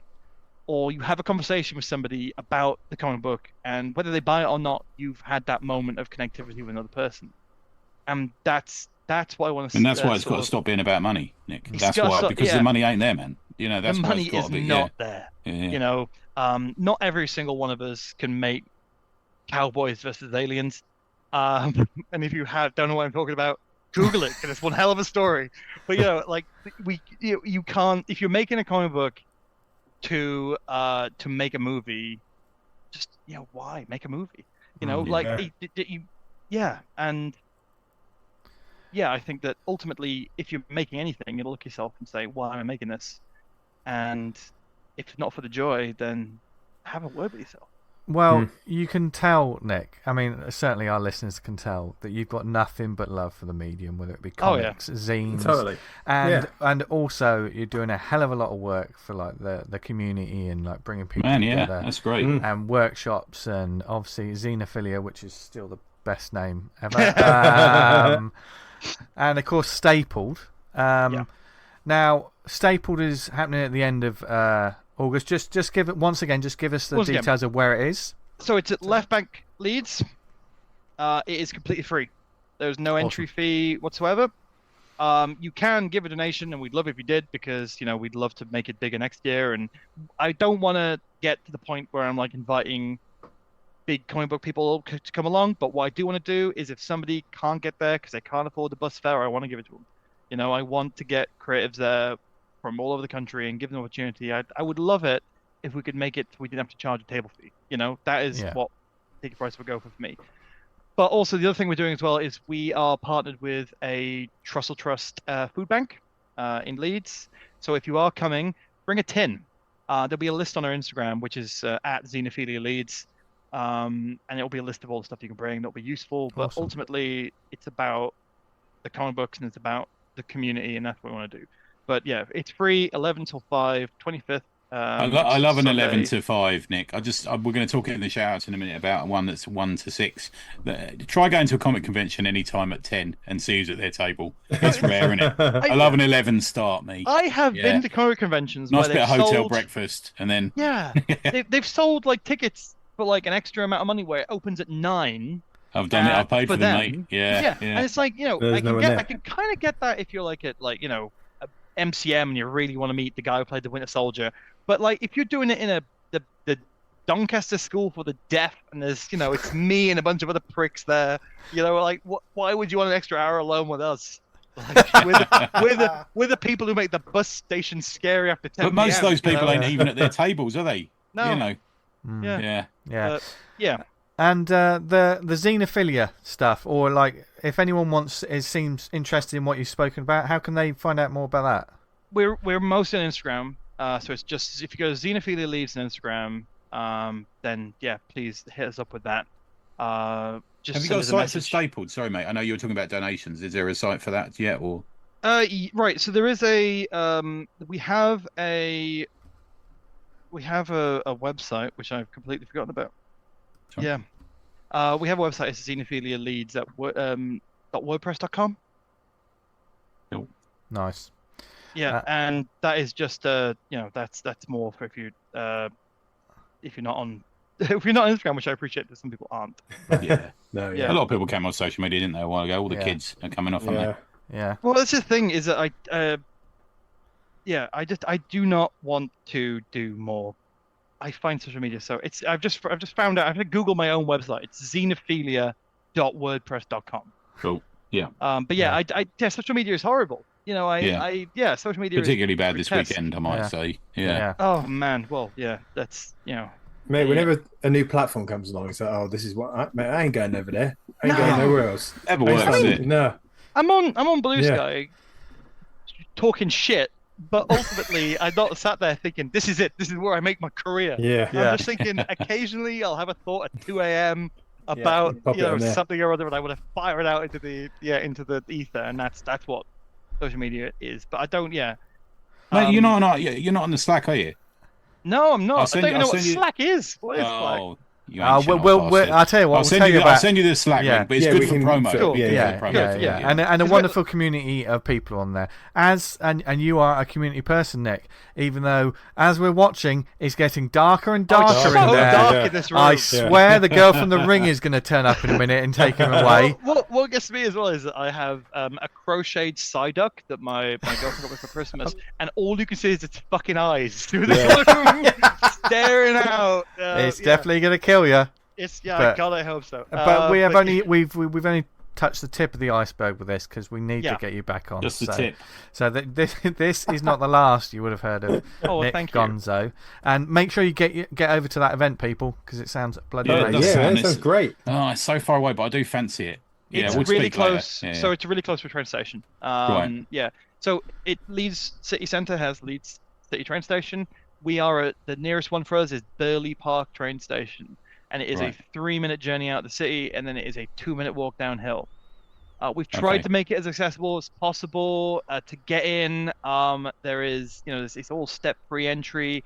The toilets, unfortunately, are quite narrow, so if you are in a wheelchair, it is going to be slightly more problematic for you than we would like. But unfortunately, it is a converted church, and we're working with what we've got. But When we used to do LCAF, it was in a sort of converted church type space, and you could get up. You used to have the DJ in the pulpit. It was great. the DJ's in the pulpit. I think that's nice. by law. If you're in a converted church, the DJ has to go in the pulpit. Yeah. There is a sort of like raised space where the font and the altar was, but we've just not put anybody there because we'd have to get out the ramp and everything. And there's nothing more alienating that if you have to wait for somebody to go get a gigantic piece of equipment to raise you up 2 feet. It's just we don't want anyone to feel othered in any way. And for me, one of the things about Zineophilia and any event that we do, it's all about safeguarding and feeling comfortable and feeling protected. So yeah. What better event to be at? Yeah. I mean, it's a bank holiday weekend. What else are you fucking doing? Well, we could have spoken to Nick for hours and hours and hours, so don't be surprised. It's been too long, actually. I know, We spoke to I know. him for Totally. ages. No. Good to see he's doing well, and he Yeah. is fighting the good fight for comics and zines, and hell of a knowledgeable, which is brilliant. Yeah, that was nice that I think he's almost put it right in my head, the difference. I'm almost there. Yeah. I'm almost there. But like he says, it's some fuzzy. comics are zines, some zines aren't comics. I get it now. I get it. Yeah. So be sure to make it to Stapled because it sounds like it's going to be a great event with a wide collection of different creative people, which is always great to see. And yes, a great. Make sure chat you was- realise it's stapled with a D on Yeah. the end and not Staples, because that's where you go and buy Yeah. things and things. Yeah. We're on a high from talking about that. So there must be some other shout-outs we have, gents. I've You got want- loads. Who wants to go Yeah. first? So I was chatting to Leslie Wenlock, who will in a minute feature in the recommends, as being part of the Black Ink Comics crew. It's a publisher as well as a small shop in Whitchurch. It's a shop, cafe, reading area, and is also very welcoming to the small press. if you go to on Instagram, go to @black_ink_comics with an X. You can find it. He also runs. I've just ordered a load of his zines. Actually, there you go, back to zines again. I've just ordered a load of zines from his Etsy store. He also runs a magazine called Zine Tales for indie stuff, for newbies to zines, which is quite cool. So I've ordered one of those. There's a new one of them coming out soon. And listen in a minute for a recommend. Get yourself a copy of Essential Showcase presents Stan and Jack, which is from our buddy Pete Dory. It's hard to describe it, isn't it? But it's kind of a metaphysical, satirical love letter to the greats in comics. With all the imagination of a Bronze Age comic, it sends familiar faces on the most outrageous of journeys. So I've written that. Hopefully that sums it up in some Pete. If you go to Pete Dory, DOREE, PeteDory.bigcartel.com or @PeteDory on Twitter, you can get yourself a copy. Drink and draw. We had a drink and draw on Friday. All three of us were there. Thanks to everyone who came along. Lots of laughs, lots of craft, lots of comics talk. Pretty interesting one. Another event coming up is the El Wierdo Comic Fair, which will be at the Broccoli Brewery on Saturday, the 10th of August. So if you're listening to this in the week of release, it's coming up very soon. In Harcourt Road, Broccoli, SE4, it features Mark Stafford, Crent Abel, Cali Discorporation, and many more. Get yourself mentally ready for the valiant resurgence by backing the new Bloodshot anthology, Black, White, and Bloodshot. Have you backed it, you guys? I think I've got the digital. Okay. That's fucking going big guns, isn't it? It's doing well. Yeah. And then last week on release from me was that I did a Never Write Anything with Eamon, and we covered Bacchus, which was 500 pages. Completely ignorant on Bacchus. I literally know nothing. So I'm going to use that as a springboard. Maybe I'll move my the shopping phone app away from me, because invariably whenever I listen to a Never Iron Anything, I always end up fucking buying a book or two. Well, that's a classic example of I bought the book, challenged Damon to do it, and then that was during lockdown, and we didn't get round to it till last week. But the book sold out, so you might be right on that one. Daniel, I've got Spaceboy and the Future King. Young Arthur and his strange new acquaintance, UFOs, Dragons, and a 5th Century Batman from One Pot Comics. You can sign up for that on Kickstarter. So when it launches, you're going to give a shout when that goes live from our friend Rory. This might be able to just back this one if you're quick. The Press Guardian, issue 1. Based on the 1940s comic, the Press Guardian is a badass heroine fighting for freedom with the press against those seeking to destroy it. As we're recording this, it's got 18 hours to go. So when this goes live, you're not going to have more than a few hours. So if you listen to this on the Monday, you might just get a chance to back it. If not, that's a pity, because it looks great. Yeah, they've made their total as well. So yeah, they made. Yeah. So you're going to get that book. We've got the draw off #Anime August, where we're working from a list of anime and manga characters. That's going really well. So nice one for everyone taking part of that. And just a quick thanks, T, for hosting the drink and draw. Yeah, mate. That's very kind of you. On Friday. It's kind of. I'm sure many in the. I was sitting there. My balls were very hot, sitting in the chair. I'm sure many in the community are really appreciative of you. Oh, you're very kind. It wasn't a life drawing class. I just want to be clear to anyone listening. Mate, some of the stuff people were doing was absolutely great. Yeah. You hold it up to the camera and you're like, oh wow, that's a lot of talent in this little community we've got. So nice work. There you go. Awesome stuff all round. Sorry for the pun. I realise we're the Awesome Comics podcast, but that's because we talk about awesome comics. And speaking of awesome comics, let's talk about some awesome comics that we want to recommend to the people. Wow. That's pretty good, wasn't it? Yeah, that was slick as fuck. Yeah, thanks. What are we going to recommend this week, chaps? Tony, top us off. Yeah, I've got two. First one, Call of the Totem from Nectar Comics, which is the one I mentioned on the Drink and Draw. Do you remember I said to you guys, have you read that? It's in the emails. Have you had a chance to look at it yet? No, I hadn't. I completely forgot about that, mate. Nice. Yeah, it's nice. Good. Sent to us by Stephen Cullis, who is the writer. Art and colours by JJ Villavalva. Letters by Micah Myers, who I met at Heroes, actually, incidentally. Micah seems to be like the Rob Jones of America. He seems to letter everything. Okay. If you can go to the website Nectar, Nectar, nectarcomics.com. Really good. So the cover is it uses a lot of swirling colours, if that makes sense. It's got a mystical element that is strong in presence on the cover, and it's two indigenous people from America who are First Nation standing back to back, a younger and an older person, and there's that storytelling element in it. If you go to, I think I sent you the cover. You go into it, you look at it. There's the younger childish character is looking away, and the older man is sort of side eyeing him and holding an axe, and it's not necessarily what you think it'll be on it, but very lovely rendered, all against the classic. When we see First Nation stories, we see this like big moon often, don't it? The moon is a sort of iconic signifier. But it's just funded on Kickstarter, and it's got variant covers by Connor Riches and Joey Lee Cabral. Story blurb: when a young boy is chosen to host the tribe's new guardian totem, he must embark on a perilous journey through an alternate spirit dimension. A boy tied to his destiny and a father who cannot let him go. So it opens 1400 years ago, and the father leaves his sickly son, emphatically stating that they will not take him. So he's the father, and this is the son that's spoken about in the blurb, and he's not going to let him. So it's full on. Is it Last of the Mohicans with that? It opens with that run through the forest. Remember that famous run? Yeah. I think so. It opens like that. It's like battle axe straight into battle to these two people who are standing guard on the village. And he goes into his own village, this is, and he meets the leader, and he tells him that he can't lose his son. And he says, the leader says, I can't lose him either, but he has this destiny. And the father, who's also haunted by his past, but is a fucking unit. I mean, he's just like he's a proper warrior. You know, he's built, he knows how to swing an axe. And then you get the son you begin to feel the impact of the destiny on the son. I won't ruin what happens in the second half of the comic. But I need issue 2. You know, when you go into this, right, is this one done? You never know, do you, with small guys? No. And you get to it and you think, oh, you fucking bastard. I'm now. And in the best possible way, I'm thinking, oh, I really need it. The art's lovely. It's got a real speed and brutality to it, but is totally readable. Very high levels of professionalism in the art.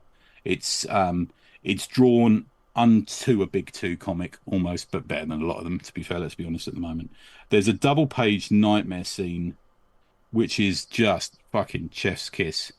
I want to get a copy of it. I'll have to contact him, see how easy it is over there. But I know he's just followed us on Instagram. But I'd say there's a couple of pages that are a bit wordy. That's the only sort of slight thing I would say. Have a look at it. He stacks 3 vertical panels, which are a little wordy. But I was prepared for it. I was invested enough in the comic to take my time on it, which I suppose is the difference, isn't it? Sometimes we're like, oh, fucking hell, can't bother to read all that. But this, because I was enjoying it so much, I was prepared to keep up with the story. Also, when we're recommending or reviewing a comic, we want to know what's going on, don't we? We do. I'm sort of slightly more prepared to read like back matter and letters pages if I'm going to be going, because somebody will only call us out, won't they? Yeah. You know, the amount of emails I get. Oh, by the way, such and such said, oh, thank you for letting me know. Yeah. You know. Anyway, so that's it. So go to Nectar Comics and get a copy of it. It is called Call of the Totem. Really good. Nice little comic to sell. Nice. Dan, what have you got? I got a book called it's a series of books called Stuff of Nightmares, and this one's got the subheading Red Murder. Tony was besmirching R.L. Stine. Because I said, is he still alive? And I've been told yes. R.L. Stine. I think he is. All I was besmirching him is people who like consider themselves to be serious writers who think R.L. Stine is like the height of fucking literacy. Oh, right, okay. Literature rather. Yeah, and I'm like, fucking hell, come on, he writes good kids books, but you know. Well, in this, he's not Salman Rushdie, is he? No.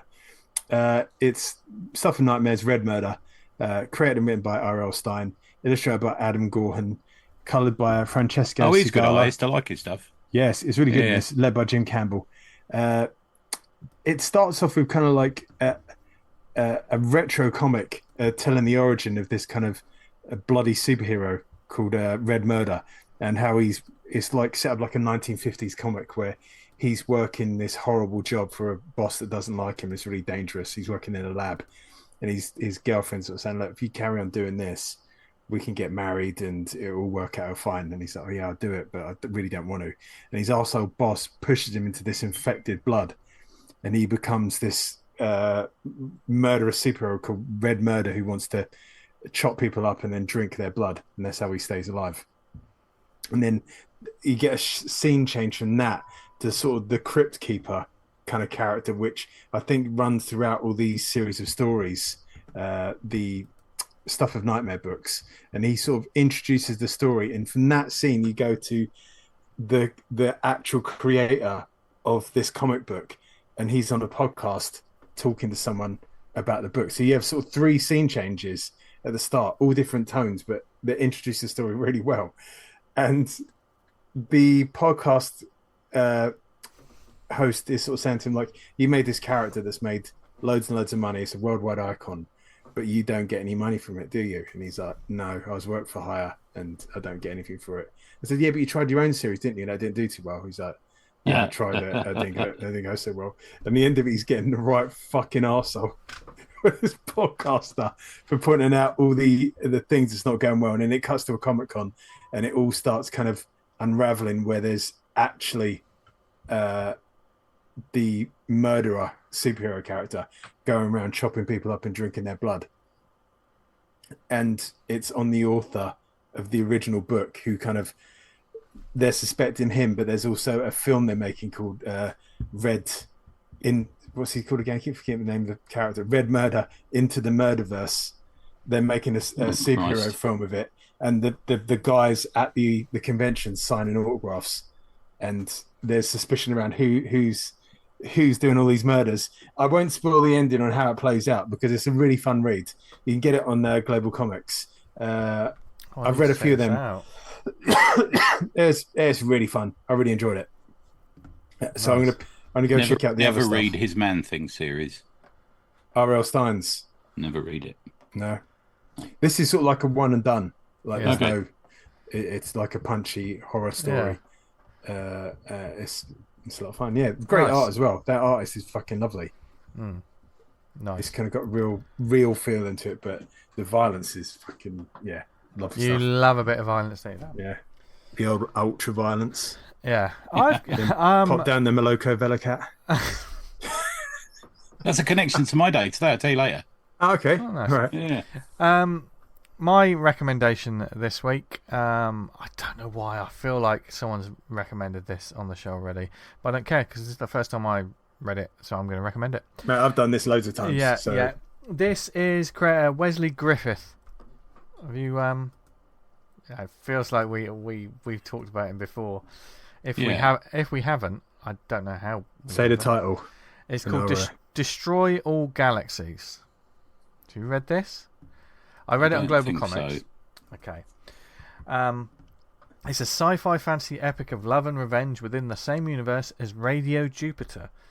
This tale follows the adventures of the fearless, unkillable warrior Van Starlock, which is an amazing name. The synopsis for Destroy All Galaxy: the stars of fate bring the fearless space warrior Van Starlock face to face once more against enemies from the past. An ancient power waits to live again. The forces of light and dark gather for a battle between the forces of love and hatred. The only question is, who will win? This is a proper small press delight. This is, that is a synopsis that has all the makeup of those traditional sort of like classic pulp sci-fi things, and that's exactly what I got with this. It's all black and white. Wesley's doing this all himself. The handwritten lettering. It's almost got a callback to what we were talking about. There's almost a zine feel to it. But this is his take on a real Flash Gordon-like story. Like the way his dialogue and the narration, it feels like ripped straight out of those sort of pulp novels, those science fiction sort of novels. I read it on Global Comics, but he's got a load of free comics on his website, WesleyGriffith.com, of which you can read this there as well. It starts off with a quote that just says, "If you seek vengeance, prepare to Greeves." That's a great fucking line. And then it separates into this story. I kind of don't want to spoil it because it is a space opera. But it's very much about two characters going up against each other. Van Starlock is a fucking amazing name for like a Flash Gordon-like character. And when you see him, he's got an eye patch. He's a swashbuckling sort of guy, like badass. And there is a sort of a general who hates. It's the meeting of these two characters, rather than it being like one of those big space epics where you need to. Oh, how big is the cast? Why do I need to care about this person in the background? You know how we've seen a lot of these sort of tales. They build up such a world that the world building sort of chokes it a little bit. Does that make sense? You know when you have those massively, you get that. I mean, with some of these, like a Dynamite book, for instance, where it's jumped into this world that's so massive, but let's face it, we're only there to see that one or two characters. People have got obsessed with this. It's like every fucking fantasy novel I read is Bing Bong from Doodah is the son of Gugar, and you're like, I'm not interested. Just tell me the story about his character. Yeah. Can't go wrong with Conan. Yeah. There's Conan, and then everyone else. Yeah. But Conan was a pulpy character, wasn't it? It was those classic. You're only there for that character, probably the villain, and a couple of supporting. We don't necessarily need to. And this book takes that sort of style and theme and just completely laser focuses on these two characters. There's a wonderful sort of twist to it. It gets epic in its own way. There's Wesley writes really well. Like I love the fact that he's writing and drawing his own comics and doing all the lettering. It's beautiful. He's also got such a way with words that he could fucking smash a script for people. I can just tell. He's got that bombacity to the way that the villains talk. These big villains that you get in these, in these pulpy sort of ones. These generals of these star fleets, they need to talk a certain way. Yeah. And he's got the tone of voice brilliantly. And I think for those people who are fans of those sort of pulp novels, all those sort of movies, those that sort of Logan's Run kind of style, that 70s sort of, that's when that sci-fi was kind of like that, a lot of that sort of punchy dialogue. You'll get a kick out of this. We've got one rule in the Slack now, haven't we, about dialogue? What's that? People aren't allowed to say, "Have you got this?" Have you got this? Yeah. I've got this. And we're like, fuck off. Yeah. That line isn't in this.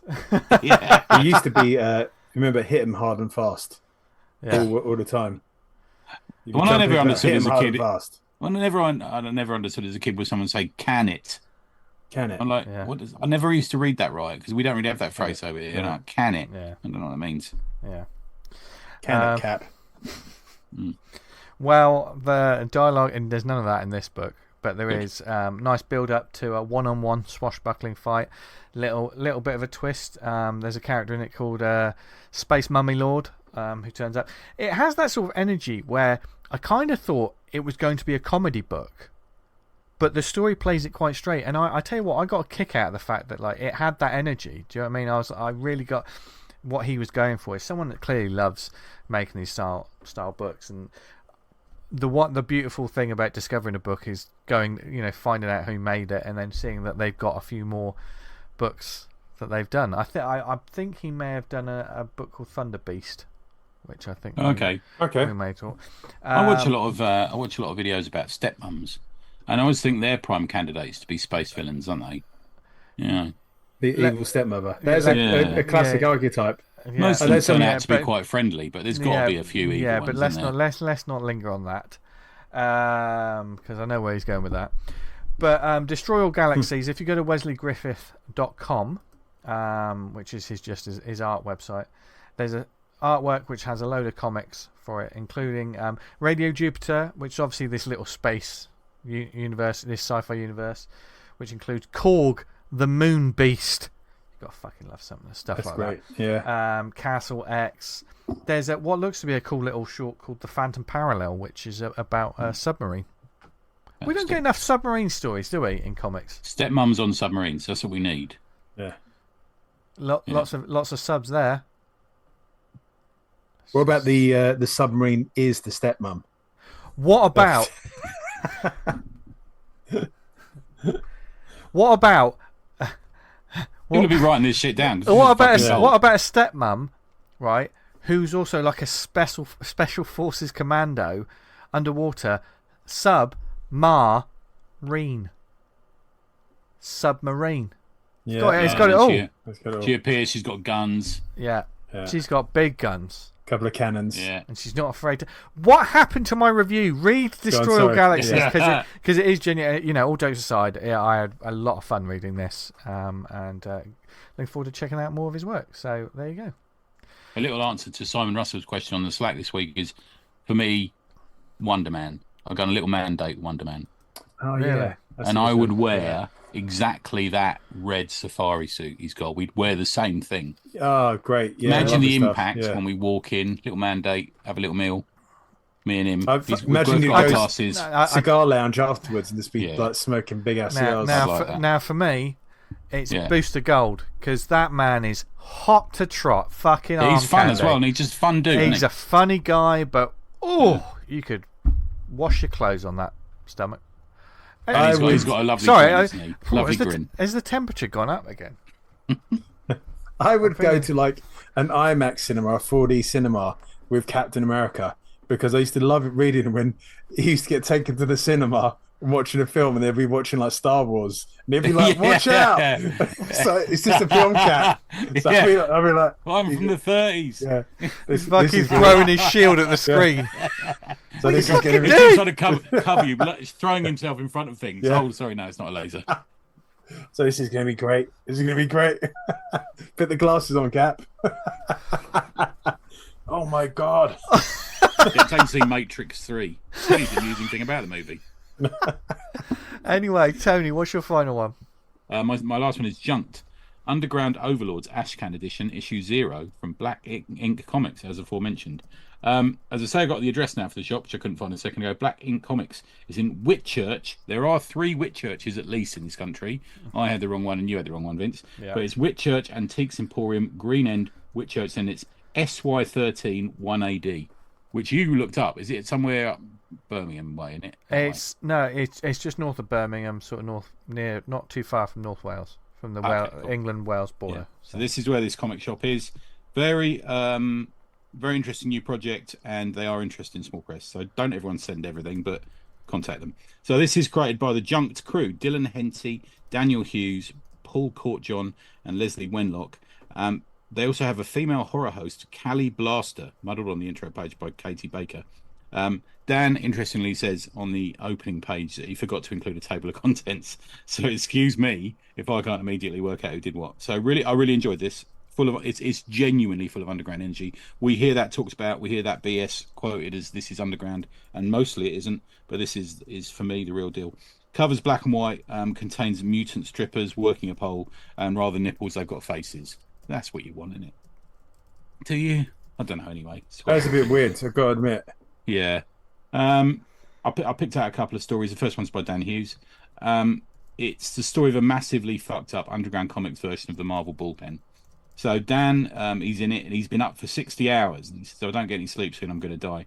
And he tells Leslie, who decides to stab him in the guts, and making him sit down. He says that was a stab, and then means he can get on with his comics. Another artist, I like this bit, another artist did a comic about his parents' microaggressions. So Leslie, who's the publisher, cuts his face off, which I thought was quite good for being annoying.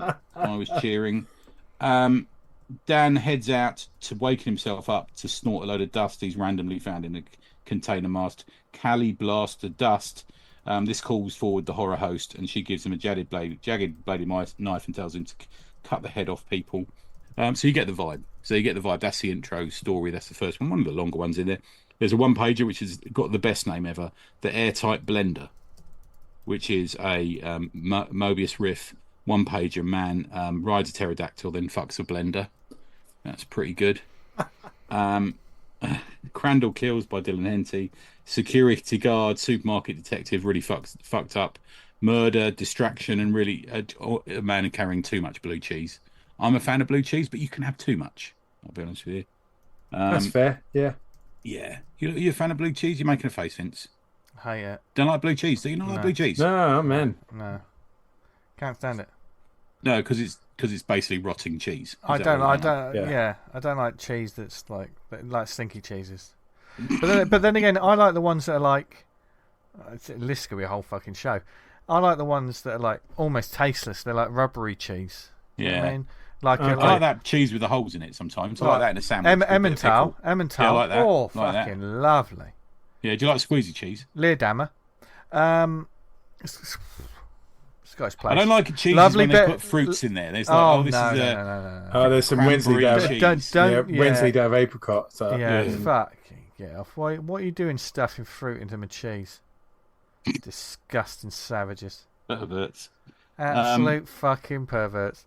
And back to the review. Yeah. But I know how you feel with your adverts. Two interruptions. Two review interruptions. But this was genuinely nice to read. It was good. It was right. It was raucous. It was rough. It was but readable, which is the point. A lot of underground, as we've always said over the years, has got the right attitude and the inability to draw. This actually can carry a story and is anarchic and give zero fucks, which I liked about it. You can buy stuff from them. You go to Junt Comix with an X on the end on Instagram. They've got an Etsy store. Now, does having an Etsy store seem underground to you? I think I need to question that. Not anymore. Yeah, maybe not, but the boys are working it. So etsy.com/shop/black ink comics with an X on the end. And the reason I say that about the Etsy store. Sorry, Tony, read the full URL. Go. No, that's right. No, I've read it. Go on. I would have said probably a few years ago, yes, Etsy store, more and undergroundy. But now we're sort of infiltrated that people are just treating it as like, I'm just running off a print of this, or I'm vagina candle. I'm 3D printing this. There's more mass production that's happening on mouse there. gravy. Whatever marketplace you set up online, it invariably goes towards that model. Yeah. It just everything starts off kind of, this is kind of artisanal and kind of nice and handmade stuff, and then before you know it, it's like they're banging out fucking. Well, to be fair to them, God bless them. I like them. They seem like good people. I did order 3 zines off them just as we came online, and they emailed me back in 10 minutes. For small, and also for like small press creators and stuff. To have a shop like Etsy's great. I have no problem with. Oh no, totally, yeah. No, I'm just being a fucking ignorant motherfucker out there. But that's our bread and butter. That's what that's our brand. But Junt, Underground, Overlords, Ashcan Edition, issue 0 is coming at you. I think we got an early preview of it, so I'm not sure if it's exactly on the site. But there is loads on that site as well. You can find. I ordered 3 a minute ago. Looks great. So go and do that. It's a little bit of my find this week. Some like-minded people. I think a mixture of UK and US people. I think one of the US people nailed it. But that's my one. Nice. So there you go. Loads of comics to go forth and discover. Check out the links. Check out the Etsy stores. Just support your local creators. I mean, if anything, obviously we're talking about Nick and just local communities and stuff and creative communities. Support them. Show some support. And who knows, you might actually end up joining the community. And speaking of joining communities, you should join our Slack community. There's a great group of people on there. We have podcast discussions. There is there's like a pound shop. There's art threads. There's all kinds of different bits of discussion. Something for everyone. And if you just want to read, you can read. If you want to get stuck in, you can. Welcome to all the new people that have joined and have spoken up. Rick Jackson joined this week. Good old Rick. Amazing. So get in touch with us and find out how to join that. That's always a good time. And we hope you thought that this episode was a good time. If you did, or if you want us to speak about something else, if you've got an event in your local area, or perhaps a charity event, or anything to do that's comic based, please let us know because we'll shout it out. Several different ways you can get in touch with us. You can email us awesomecomicspod@gmail.com. You can contact us on social media at the awesomepod on X/Twitter. We're at awesomecomicspod on Instagram, where we've started kicking up the comic covers of the week. Yes, because it's you fun did a to video. do that. Yeah, I don't know if you did that, but you did it. Yeah. I'm gonna start doing that. That was quite fun to do. And we're not narrowing it down to one choice. I think it's literally if we see a lovely bit of art that we see on the weekly, then just share the love, which you should. I think that's a good thing to do. That's what this show's all about. Trying to navigate that fucking site. We already mentioned that in the show, but trying to find Comixology. Yeah. It's should we factor in global comics this week as well? So new comics on there. Can we do that? Could do. It's easier. Yeah. So I mean, it's not going to change the poster, because it will just be some brilliant comic covers. Yeah, that's what it is. Just so we don't necessarily have to get them all from there. Because I found it a bit slim pickings, but then again, I couldn't be bothered to go beyond the first 25 or whatever. Yeah. You'll be there for fucking days otherwise. And speaking of looking at lists of things for days, you can look at amazing previous episodes of this show on our website, awesomecomics.podbean.com, of which we've done 475 now. So you can go back and listen to all different types of things. You don't have to listen in chronological order, because we don't know what we're fucking talking about from a week-on-week basis. So pick the subject you like, the creator you like, anything, and get stuck in, and like, you'll have a good time, hopefully. If you do, then leave us a nice review. Whether you listen to us on the Apple Podcasts, say something nice, leave a 5-star review. Helps the word get out about the show and everything we talk about on a weekly basis. Spotify, you can leave comments and reviews. Please do that as well. And of course, Amazon, Stitcher, Podnose, Podknife. What are the networks we're on, Tony? We're on the Pod Network, which is a good piece of advice of follow your dreams. Oh, it's a wonderful of course, unless you're Neil Gaiman, then don't. Just going to leave that there. Yeah, I think I'm just going to leave that there. Thank you again for listening to us and getting through that bit. Where can people find us online, etc.? Tony, and you need to explain it. What's that? Where people can find you. Oh, sorry, never on anything, because someone thought it was a joke, didn't they? Yeah.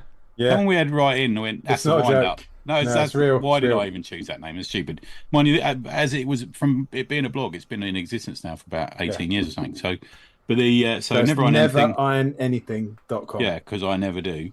Yeah. And every Wednesday there's a post about my favourite small press book of the week, my favourite comic of the week, and my least favourite comic of the week, and usually some drivel added along to that as well. Mate, that blurb, I feel like we could do a writing challenge of people cutting down that ridiculous amounts of blurb they've got in the start of the comics. It's really getting bad. I purposely didn't include one that's coming for this week, because there was so many just in my face of comics that have been in existence for 3 months and have a blurb that is literally 200 words long. Yeah, like just get it punchy. What?